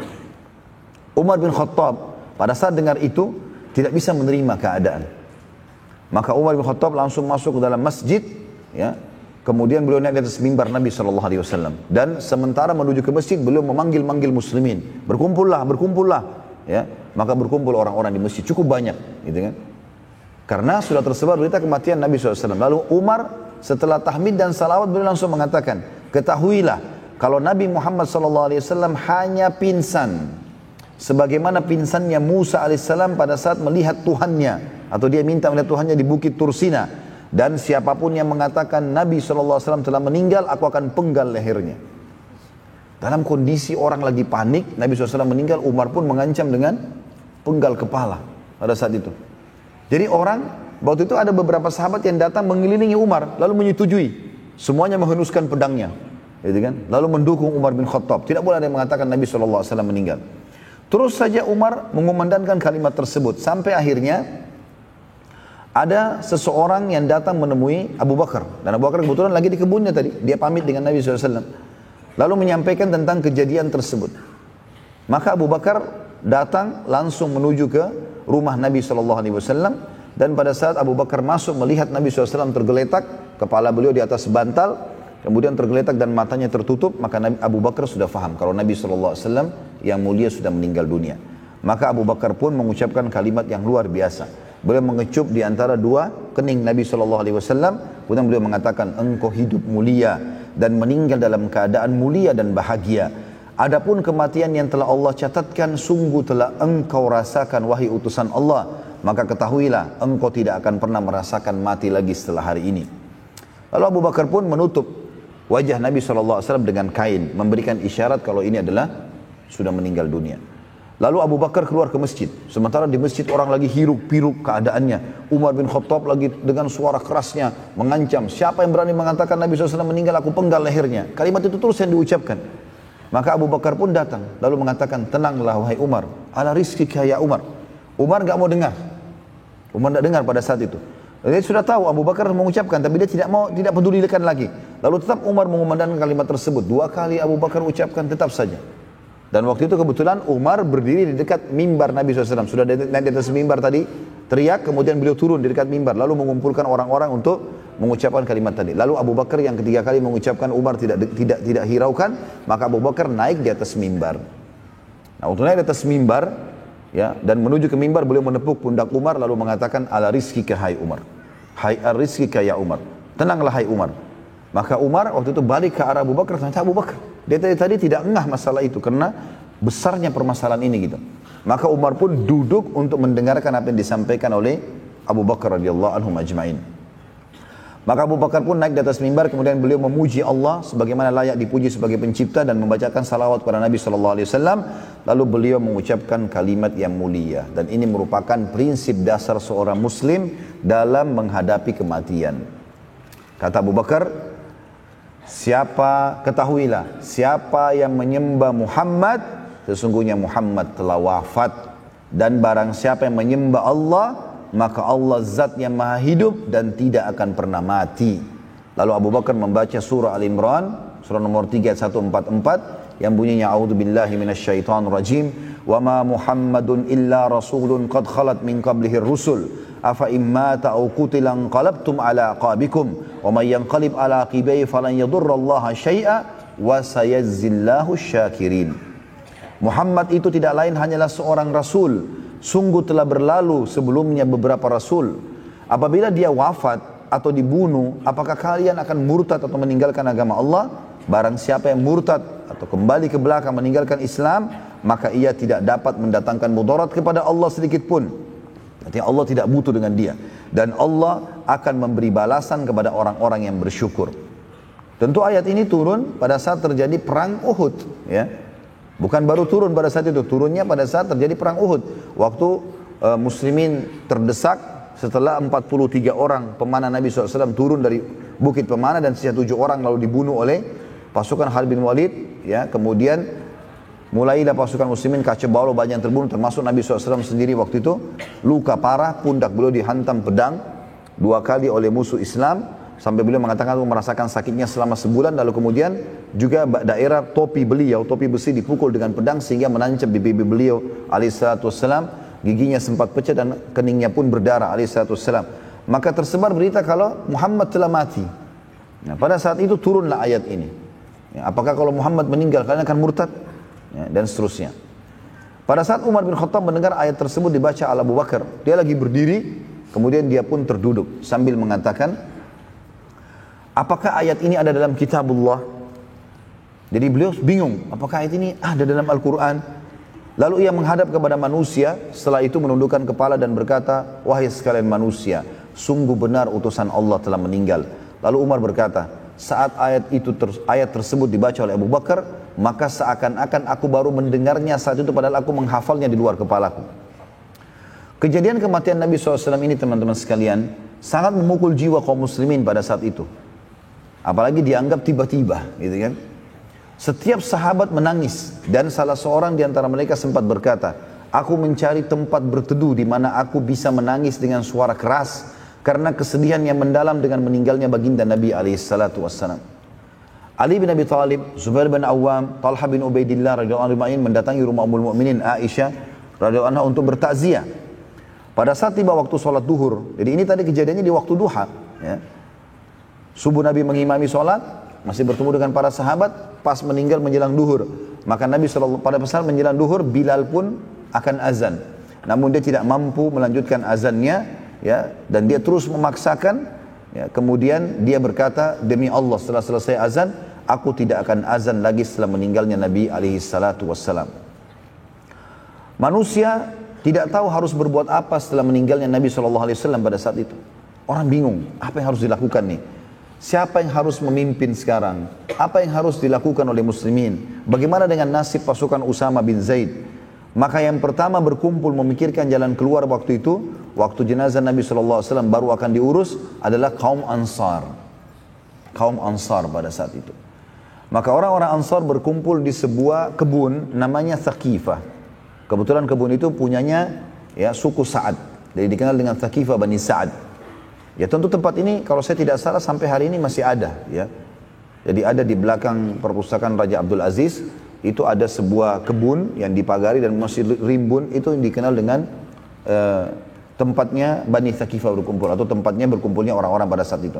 Maka ada dua orang Ansar pada saat mengetahui seluruh orang-orang Ansar sedang berkumpul untuk memilih pemimpin setelah meninggalnya Nabi SAW, karena tidak mungkin Madinah tanpa pemimpin. Maka ada dua orang dari Ansar yang mulia, sahabat mulia, bernama Uwain ibn Sa'idah dan yang kedua Ma'an ibn Adi. Ya.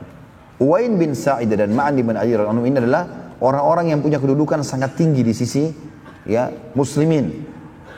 Kalau kita mau tahu kedudukan dua sahabat ini, kalau Uwain ibn Sa'idah, dialah yang dipuji oleh Allah Subhanahu wa taala dalam surah At-Taubah, surah nomor 9 ayat 108 yang berbunyi, A'udzubillahi minasyaitonirrajim, la takum fihi abada, la masjidun ussisa 'ala taqwa min awwal yawmin haqqu an taquma fi rijalun yuhibbuna an yatahharu wallahu yuhibbul mutahhirin. Janganlah kamu salat hai Muhammad dalam masjid itu selama-lamanya, maksudnya Masjid Dirar yang dibangun oleh orang-orang munafik.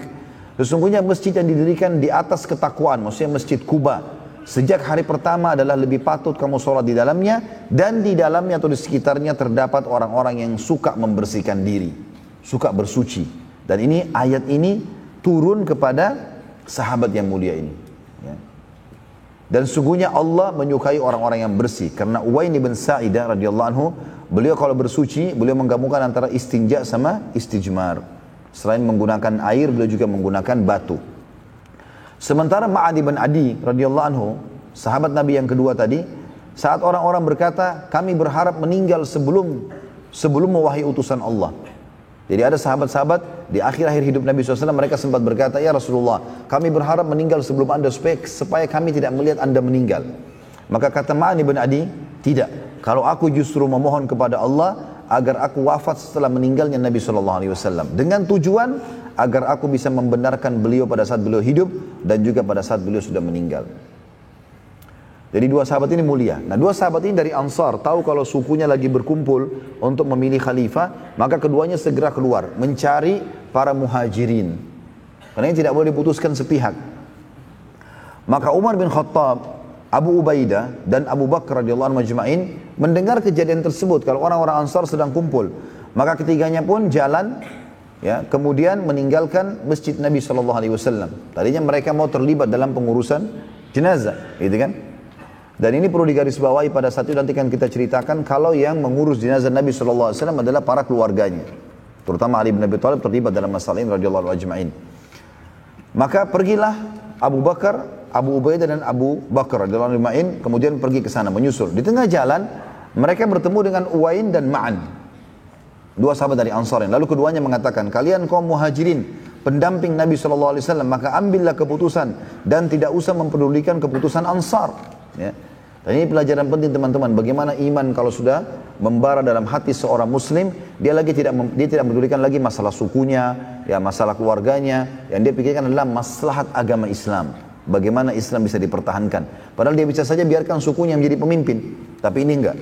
Lalu kemudian Abu Bakar pun berkata, ya tidak, demi Allah, tapi kita akan berkumpul dengan saudara-saudara kita dari Ansar agar tidak terjadi perpecahan di tengah umat. Maka mereka pun bersama-sama menuju ke Bani Thaqifah, atau tadi ya menuju ke perkebunan Thaqifah Bani Sa'ad, di perkebunan suku Sa'ad.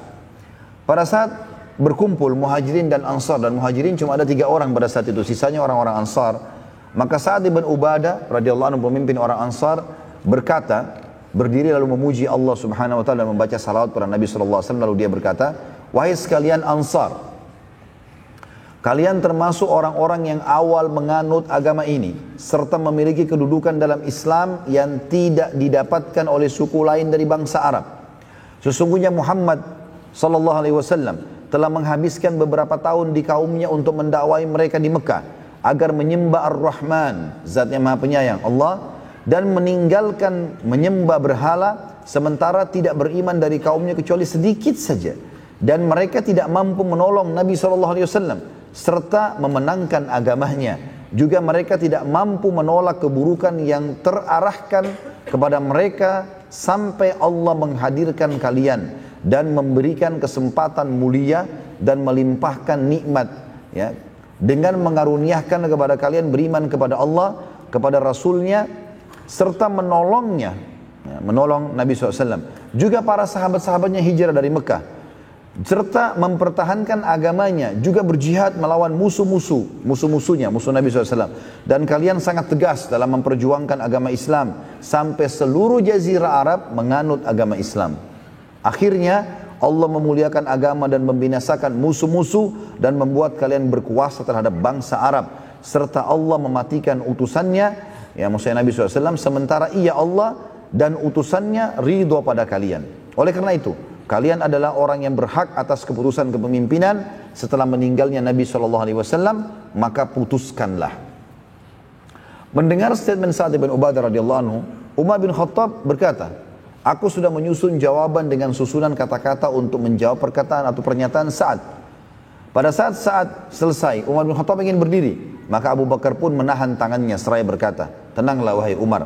Lalu Umar duduk kembali, lalu Abu Bakar mulai berkata, mengatakan setelah memuji Allah subhanahu wa ta'ala sebagaimana layak dipuji sebagai pencipta, dan juga ya membacakan salawat kepada Nabi SAW, beliau mengatakan, wahai sekalian manusia, kami kaum muhajirin adalah orang-orang yang pertama menganut Islam. Tersucikan nasab-nasab kami. Terdekat rumahnya dengan Nabi SAW. Waktu di Mekah kami tetangga Nabi SAW. Memiliki kedudukan yang tinggi dalam agama. Paling banyak keturunannya dari bangsa Arab. Ya. Paling dekat kekerabatannya dengan Nabi SAW. Kami menganut Islam sebelum kalian. Dan kami didahulukan dalam Al-Quran dari kalian. Sebagaimana Allah yang Maha Tinggi telah berfirman. Ini disebutkan dalam surah At-Taubah, surah nomor 9 ayat 100. Abu Bakar membaca ini. A'udzu billahi minasyaitonir rajim. Was-sabiqunal awwaluna minal muhajirin wal ansar. Di sini kata muhajirin didahulukan. Walladzina ittaba'uuhum bi ihsanin radhiyallahu anhum wa radu anhu wa 'adda lahum jannatin tajri tahtal anhar. وَعَدَّ لَهُمْ جَنَّاتٍ تَجْرِي تَحْتَ الْأَنْهَارُ خَالِدِينَ فِيهَا أَبَدًا ذَلِكَ الْفَوْزُ الْعَظِيمُ. Orang-orang yang terdahulu lagi yang pertama-tama masuk Islam dari golongan muhajirin dan ansar. Abu Bakar mengatakan dalam Al-Quran kami dahulukan baru kalian. Dan orang-orang yang mengikuti mereka dengan baik, siapapun yang mencontohi para sahabat ini, Allah ridho kepada mereka dan mereka pun ridho kepada Allah, dan Allah menyediakan bagi mereka surga-surga yang mengalir sungai-sungai di dalamnya selama-lamanya. Mereka kekal di dalamnya dan itu adalah kemenangan yang besar. Lalu Abu Bakar berkata radhiyallahu anhu, kamilah muhajirin dan kalian adalah ansar, saudara kami dalam agama, partner kami dalam kebaikan, penolong kami dalam menghadapi musuh, dan sungguh kalian telah tepat dan tegas. Semoga Allah membalas kalian dengan kebaikan. Maka kepemimpinan di tangan kami dan kalian adalah pendamping kami. Ketahuilah bahwa tidak ada pemimpin kecuali dari Quraisy. Maka jangan kalian mengalihkan hak tersebut dari saudara-saudara kalian muhajirin. Karena ini memang ada hadis Nabi SAW yang berbunyi, kalau bertemu antara satu orang Quraisy dengan orang biasa dari muslimin dan padanya ada sifat-sifat kepemimpinan, maka dia didahulukan. Umar bin Khattab berkata, demi Allah, tidak ada satupun kalimat yang diucapkan Abu Bakar tadi kecuali aku sudah niat untuk mengucapkannya. Aku sudah menyusun kata-kata yang sama sebenarnya. Lalu Abu Bakar berkata lagi, ketahuilah, kalau aku memilihkan untuk kalian, kalau aku pribadi kalian mau dengar, ya, salah satu dari kedua orang ini. Lalu Abu Bakar mengangkat tangan Umar bin Khattab dengan tangan kanannya, lalu mengangkat tangan Abu Ubaidah bin Jarrah dengan tangan kirinya. Lalu mengatakan, pilihlah salah satu dari dua orang ini yang kalian sukai. Umar lalu berkata, demi Allah tidak ada kalimatnya, kalimat Abu Bakar yang aku benci kecuali ini. Aku tidak ingin itu. Ya. Bagaimana bisa aku memimpin satu kaum sementara di tengah mereka ada Abu Bakar Siddiq? Maka Sa'ad ibn Ubadah radhiyallahu anhu dalam keadaan sakit saat berbicara, dan setelah berbicara ia duduk di sudut kebun dengan menutupi badannya dengan jubah, ya. Pada saat itu tidak menanggapi apa-apa karena dia yang bicara tadi. Berdirilah seorang dari Ansar bernama Khabbab ibn Munzir radhiyallahu anhu. Seraya berkata setelah memuji Allah dan membaca salawat untuk Nabi SAW, ia berkata, solusi dariku ialah sekali dari kalian wahai muhajirin pemimpin dan sekali dari kami Ansar. Lalu kemudian dia duduk. Orang-orang bingung dan masing-masing mengucapkan pendapatnya. Melihat keadaan tersebut, maka Umar bin Khattab berdiri seraya berkata, wahai sekalian manusia, ini adalah Abu Bakar As-Siddiq yang merupakan sahabat dan pendamping Rasulullah SAW di dalam gua atau Jabal Thur saat hijrah ke Madinah. Juga Nabi SAW memerintahkan ia mengimami kalian di saat beliau SAW sedang sakit. Maka siapa di antara kalian yang bisa mengimami Abu Bakar dalam solat setelah perintah Nabi SAW padanya? Maka tidak seorang pun pada saat itu berdiri, tidak ada yang menjawab. Melihat kejadian tersebut, maka Umar berkata, ulurkanlah tanganmu wahai Abu Bakar. Maka Abu Bakar membuka telapak tangannya. Lalu Umar pun memegang tangan Abu Bakar sambil mengatakan, aku membaiatmu wahai Abu Bakar. Bishr bin Sa'ad dari kaum Ansar segera berdiri radhiyallahu anhu. Lalu meletakkan tangannya di atas tangan Abu Bakar dan mengatakan, aku membaiatmu wahai Abu Bakar. Lalu setelah itu, setelah dua orang ini berlomba-lombalah orang-orang pada saat itu memegang tangan Abu Bakar sambil membaiatnya sebagai pemimpin. Pada saat itu hari Senin, ya, jenazah Nabi SAW masih di rumahnya. Maaf, ini ada yang mengatakan hari Senin, ada yang mengatakan hari Selasa, ya. Dengan demikian muslimin pada saat itu sepakat pemimpinan Abu Bakar, namun jenazah Nabi SAW masih di rumah, ya. Pada hari itu di waktu sholat duhur, Abu Bakar naik ke atas mimbar. Umar mendahuluinya dan mengatakan, sebentar Abu Bakar, izinkan aku berbicara terlebih dahulu. Maka Abu Bakar pun mengizinkan Umar yang lalu ke mimbar dan berkata, wahai sekalian manusia, setelah balik dari Bani Thaqifah ini, ya, dari perkebunan tadi, masuk dalam masjid, niatnya ingin mengurus jenazah Nabi SAW, tapi karena sudah tiba waktu sholat duhur, maka Abu Bakar ingin naik dan semimbar, ingin menyampaikan sesuatu. Lalu Umar meminta waktu dulu. Lalu Umar berkata, wahai sekalian manusia, ketahuilah, perkataanku kemarin bahwasanya Rasulullah SAW belum wafat adalah godaan syaitan dan tidak benar. Ketahuilah bahwa sungguhnya orang-orang telah sepakat memilih sahabat Nabi kalian yang telah menemaninya di dalam gua saat hijrah. Maka berdiri dan baiatlah ia. Maka berdirilah seluruh muslimin membaiat Abu Bakar pada saat itu, ya, ke atas mimbar, dan kemudian Abu Bakar berkhutbah. Khutbah yang masyhur dari Abu Bakar pada saat itu, ini menjelang waktu sholat duhur, ya. Maka Abu Bakar mengatakan setelah memuji Allah SWT dan membaca salawat kepada Nabi SAW, wahai sekalian manusia, sesungguhnya aku telah terpilih di antara kalian dan bukan berarti yang terbaik di antara kalian. Jadi aku sekarang dipilih, tapi bukan aku berarti yang terbaik di antara kalian. Cuma sudah dipilih jadi pemimpin. Ya.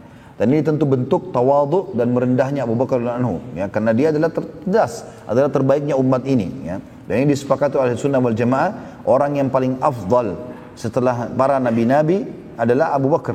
Di kalangan sahabat nabi-nabi sebelum Nabi Muhammad SAW pun tidak ada yang sama setingkat dengan Abu Bakar. Makanya Nabi SAW mengatakan dalam hadis sahih, kalau seandainya iman Abu Bakar ditimbang di sebuah timbangan dan iman seluruh umat ini ditimbangan yang lain, maka tetap akan lebih berat imannya Abu Bakar. Ya. Bila aku benar, maka dukung dan tolonglah aku. Bila aku buruk, maka ingatkanlah dan luruskanlah aku.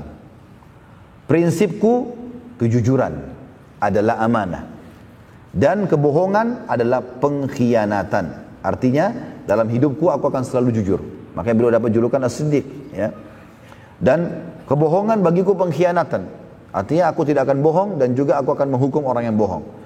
Siapapun yang lemah di antara kalian pasti akan kuat di sisiku sampai haknya kembali, insya Allah. Jadi selalu walaupun dia lemah, dia akan kuat di sisiku, aku akan tolong sampai haknya dia kembali. Siapapun yang kuat di antara kalian pasti lemah di sisiku sampai aku mengambil hak orang lain darinya, insya Allah. Ya.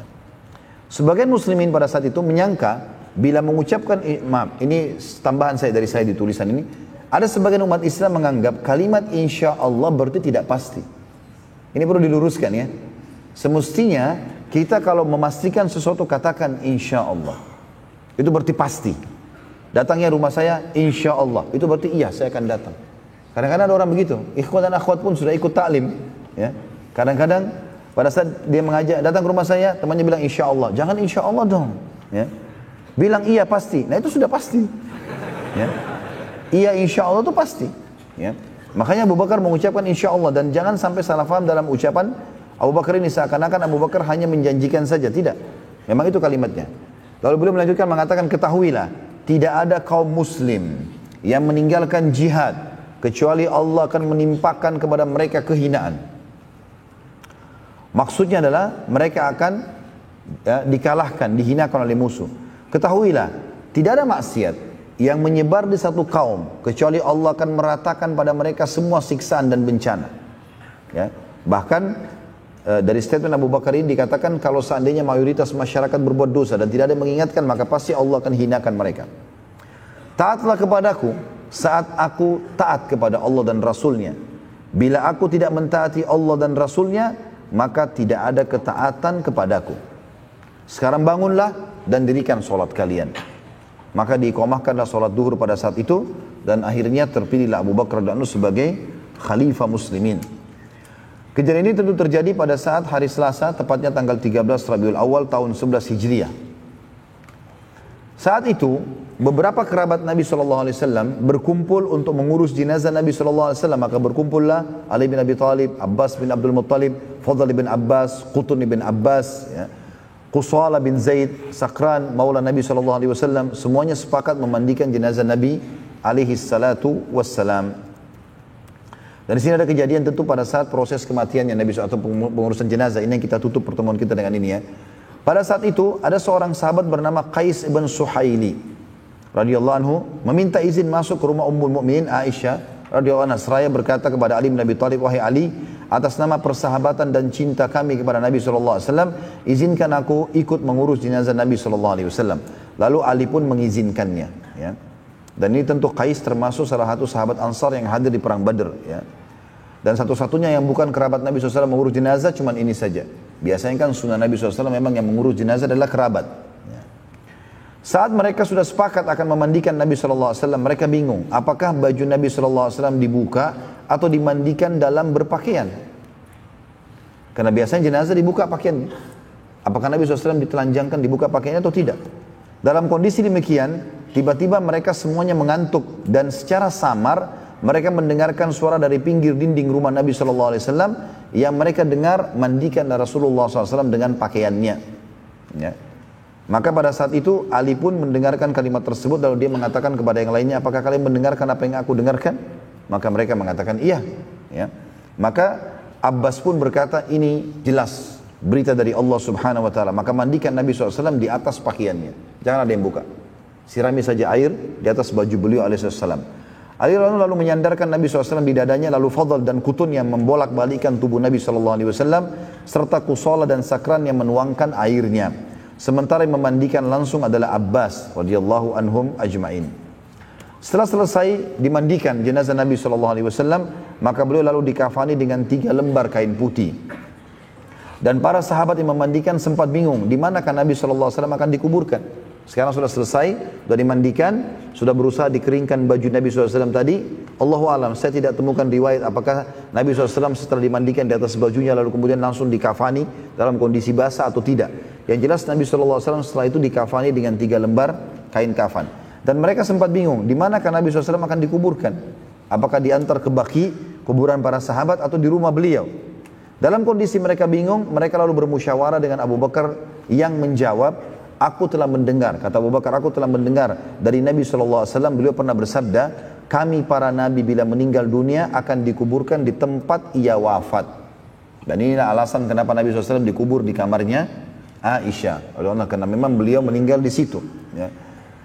Jadi kalau ada yang bertanya, kenapa kok ya kuburan Nabi SAW kuburannya malah ada rumahnya? Ya. Ini bukan karena kasus rumah, sementara Nabi SAW melarang untuk membangun bangunan di atas kuburan, gitu kan? Dalam hadis beliau kepada Ali bin Abi Thalib, hai Ali, aku wasiatkan kepadamu jangan kau temukan kuburan kecuali kau sama ratakan dengan tanah. Ada larangan masalah itu. Tapi Nabi SAW karena meninggal di situ maka ditutup, maka dikubur di dalam rumah Aisyah. Dan ini pengecualian tentunya. Ya, ini pengecualian karena Nabi SAW sudah mengatakan semua nabi-nabi dimakamkan di tempat mereka meninggal. Saat akan dimakamkan pada saat itu para sahabat bingung lagi. Apakah kuburan Nabi SAW seperti kebiasaan kaum muhajirin dan ansar? yaitu tanpa lahat. Apakah kebiasaan seperti muhajirin tanpa lahat atau seperti ansar dengan lahat? Ya, jadi ada perbedaan di sini ya. Kalau orang-orang muhajirin terbiasa tanpa lahat, ya, tidak ada lagi. Kalau orang muhajirin itu dilubangi lalu ditaruh jenazahnya. Kalau orang ansar enggak, dibuat gali lalu dilahat lagi ke dalam, jenazah ditaruh dalam. Apakah mengikuti cara muhajirin atau cara ansar? Abbas berkata radhiyallahu anhu, utuslah agar Abu Ubaidah dan Abu Talha datang untuk ikut menguburkan Nabi SAW. Biar nanti sahabat-sahabat ini yang memberitahukan kepada kita. Mungkin mereka punya informasi dari Nabi. Abu Ubaidah radhiyallahu anhu selalu bertugas mengubur para muhajirin. Dan Abu Talha selalu mengubur orang-orang ansar. Maka dua orang ini dipanggil. Siapa yang datang terlebih dahulu kata Abbas, maka kita mengikuti tata caranya. Kalau yang pertama datang nanti adalah Abu Ubaidah, berarti kita ikuti cara muhajirin. Tapi kalau yang datang pertama Abu Talha dari ansar, maka kita ikuti orang-orang ansar. Pakai lahat berarti. Ternyata yang datang terlebih dahulu adalah Abu Talha dari orang ansar. Maka dikuburlah Nabi SAW sesuai dengan cara ansar atau menggunakan lahat. Sebelum dimasukkan ke dalam liang lahat, diiklankanlah siapa yang mau mensolati Nabi SAW. Ya, silakan datang. Maka berbondong-bondonglah muslimin mensolati Nabi SAW di dalam rumah Aisyah radhiyallahu anha. Dan saking banyaknya yang mensolati sampai Aisyah sendiri berkata, kami tidak mendengar suara diturunkannya jenazah Nabi SAW ke liang lahat kecuali tengah malam. Dan itu terjadi di malam Rabu atau Selasa malam, hari Selasa tanggal 13 Rabiul di tahun 11 Hijriyah. Ya. Jadi saking banyaknya orang sholat, karena rumah Nabi SAW Aisyah kecil. Maka setiap masuk sekian orang, keluar lagi, disolati lagi. Dari sampai habis duhur itu, ya, sampai menjelang tengah malam, baru dikubur Nabi alaihi salatu wassalam. Ya. Tentu ada kejadian juga di sini, beberapa kejadian yang sempat terjadi pada saat itu. Di antaranya salah satu, ini sudah saya jelaskan juga dalam kisah Muawiyah radhiyallahu anhu. Pada saat beliau melihat jenazah Nabi SAW ya, akan diturunkan, maka beliau sempat ya, menjatuhkan sesuatu. Entah, saya lupa dalam riwayat itu dijelaskan apa ya. Lalu kemudian dia pun mengatakan, sebentar hai Ali, jangan diturunkan, jangan ditutup kuburan Nabi SAW karena aku jatuh sesuatu, lalu aku mau mengambilnya. Lalu dia pun turun lalu mencium Nabi alaihissalatu wassalam. Ali, Fadl, Qutun dan Sakran radhiyallahu anhu berempat turun ke liang lahat. Termasuk yang menghadiri pemakaman Nabi SAW adalah Al-Mughirah bin Syu'bah radhiyallahu anhu yang sengaja melepaskan cincinnya dan melemparkan masuk ke liang lahat Nabi SAW. Lalu ia berkata, cincinku terjatuh dan aku akan mengambilnya. Maka Ali pun mengizinkan. Saat turun dan mengambil cincinnya, maka Mughirah pun menyentuh tubuh Nabi SAW dan berkata, aku ingin menjadi manusia terakhir yang menyentuh Nabi SAW. Dalam riwayat lain dikatakan ini adalah kejadian pada Muawiyah bin Abi Sufyan. Semuanya dari riwayat-riwayat sahih. Dan ini menandakan teman-teman sekalian bagaimana cintanya para sahabat kepada baginda Nabi SAW. Karena sampai meninggal pun mereka ya tidak mau ya kehilangan Nabi SAW. Juga ada riwayat lain ya. Tapi saya belum menyusuri tentang kesahihan ini. Tapi waktu Nabi SAW sedang mengatakan tadi sebelum meninggal SAW, beliau mengatakan siapa yang pernah aku zalimi maka ambillah haknya, siapa yang pernah aku pukul maka pukullah. Maka ada sahabat mengatakan, ya Rasulullah, Anda pernah memukulku. Kemudian Nabi SAW mengatakan, baiklah, balaslah. Dia mengatakan, tapi ya Rasulullah, waktu Anda memukulku menyentuh dengan tongkat Anda, walaupun itu tidak disengaja gitu kan, Anda waktu itu bagian badanku terbuka, tersingkap, maka kena kulitku langsung. Aku pun minta itu. Maka para sahabat menghardik orang ini. Kemudian pada saat pun Nabi SAW mengatakan, biarkan dia, tidak boleh ada yang menolong, biarkan dia mengambil haknya. Waktu Nabi SAW singkapkan bajunya, maka dia pun memeluk dan mencium badan Nabi SAW. Maka Nabi SAW mengatakan, kenapa? Dia mengatakan, aku sudah mengetahui ya Rasulullah, Anda akan meninggal dunia. Maka aku menyentuh tubuh Anda ya sebelum Anda meninggal dunia. Ini perilaku para sahabat tentunya yang terjadi pada baginda Nabi SAW. Tapi ini ulama umumnya sepakat mengatakan ini adalah khususiyatun Nabi SAW. Ini khusus buat Nabi SAW, bukan semua orang. Setelah selesai pemakaman, Ali bin Abi Thalib radhiyallahu anhu balik ke rumahnya dan ia menemukan Fatimah sedang menangis dengan keras. Seraya berkata kepada Ali, apakah jiwa kalian mampu menuangkan tanah ke tubuh Nabi SAW? Semua perasaan para sahabat waktu itu muncul ya karena cinta dan fahamnya mereka bahwa musibah yang paling besar adalah dengan terputusnya wahyu dari langit. Perasaan para sahabat ini bukan hanya saat beliau SAW meninggal dunia, tapi setiap kali teringat Nabi SAW setelah itu, bahkan setiap orang beriman akan tersentuh dan air mata mereka tidak cukup dengan menetes, tapi dengan tunduknya hati dan anggota tubuh dan juga ya seluruh organ tubuhnya tunduk kepada hukum yang dibawa oleh Nabi SAW. Ya. Dan ini teman-teman sekalian adalah cerita tentang dikuburnya Nabi SAW dan dimakamkannya beliau alaihissalam. Ada pelajaran-pelajaran yang bisa kita ambil di sini dalam penutupan ini tentunya, teman-teman sekalian. Yang pertama adalah bagaimana manusia yang terbaik pun wafat dan meninggal dunia. Berarti kita juga akan meninggal dunia. Yang kedua, ada satu kejadian juga terjadi, dan ini riwayat sahih. Waktu Nabi SAW, ini pelajaran yang kedua ya, kalau kita akan bertemu dengan beliau, asal syaratnya ya kita beriman dan mengikuti sunnah-sunnah beliau SAW. Pada saat beliau lagi sakit parah dan beliau tadi naik di mimbar ya, maka ada sahabat yang sempat menangis. Mereka menangis terisak-isak. Dan Nabi SAW masuk ke dalam rumahnya dan beliau sempat mendengar suara tangisan sahabat yang sangat besar. Maka beliau pun memaksakan diri keluar yang kedua kali, kemudian beliau naik di atas mimbar dan beliau mengatakan, hai manusia. Setelah memuji Allah dan salawat pada diri beliau SAW, beliau mengatakan, hai manusia, janganlah kalian bersedih karena pertemuan kita yang sebenarnya di Haud, di kualaku nanti, ya, kuala Nabi SAW yang ada di mahsyar nanti. Semua orang di antara kita insya Allah yang mengikuti sunnah Nabi SAW, setelah timbangan amalnya lolos, maka dia akan minum dari Haud. Yang kata Nabi SAW, haudku jaraknya adalah 1 bulan. Jadi lebarnya 1 bulan, panjangnya 1 bulan, gitu kan? Dalam riwayatnya dikatakan seperti antara San'a dan Ailah, ya, 2 kota yang sangat jauh jaraknya, lebih dari 1000 km. Maka itulah hak haud Nabi SAW. Dan beliau mengatakan juga sesungguhnya gelas-gelas minumnya atau canteng-cantengnya itu sejumlah bintang di langit. Siapa yang minum seteguk maka tidak akan haus selamanya. Kata Nabi SAW, hai sayang manusia, jangan kalian bersedih karena perjanjian kita sebenarnya di Haud. Ini aku meninggal duluan, kalian juga akan menyusul. Yang penting istiqamah. Ada satu poin penting di sini teman-teman sekalian. Kalau ada di antara kita insya Allah yang sudah ada di majelis taklim, sudah mulai menerapkan sunnah-sunnah Nabi SAW, maka tahap yang paling penting setelah itu adalah istiqamah. Itu yang paling penting. Ya, bagaimana kita bisa mempertahankan ini sampai mati? Kalau syaitan datang bisikkan, apakah memang sudah ini yang benar? Apakah sudah ini? Apakah memang harus begini? Atau mungkin masih bisa berbuat dosa nanti bertobat lagi? Ini semua waswas syaitan.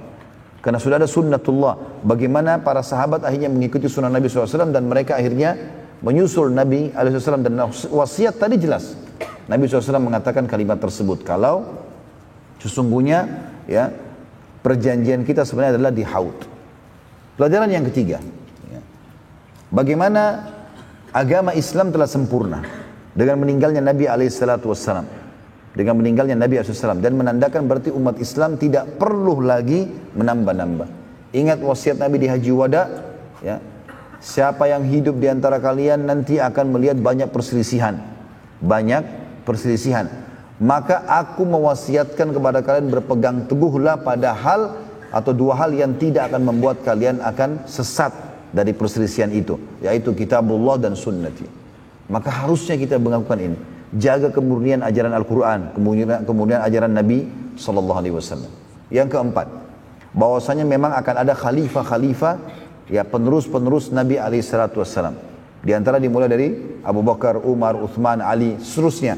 Dan ini seperti kalau kita review tentang perang Khandak, di mana Nabi SAW waktu menghancurkan sebuah batu, beliau mengatakan Allahu Akbar, aku telah diperlihatkan oleh Allah kalau seluruh jazirah Arab, ya, termasuk Yaman, Syam, semuanya di bawah kekuasaan umatku. Artinya akan ada pengganti-pengganti Nabi alaihissalam. Hanya saja yang kita sayangkan sekarang, banyak di antara pemimpin muslimin tidak menjalankan sunnah Nabi SAW. Mereka menganggap remeh masalah itu. Makanya beliau mengatakan akan datang sepeninggalku nanti orang pemimpin-pemimpin yang safih, yang bodoh sekali. Karena mereka tidak pernah mengambil sunnahku dan tidak pernah mengikuti petunjuk-petunjukku.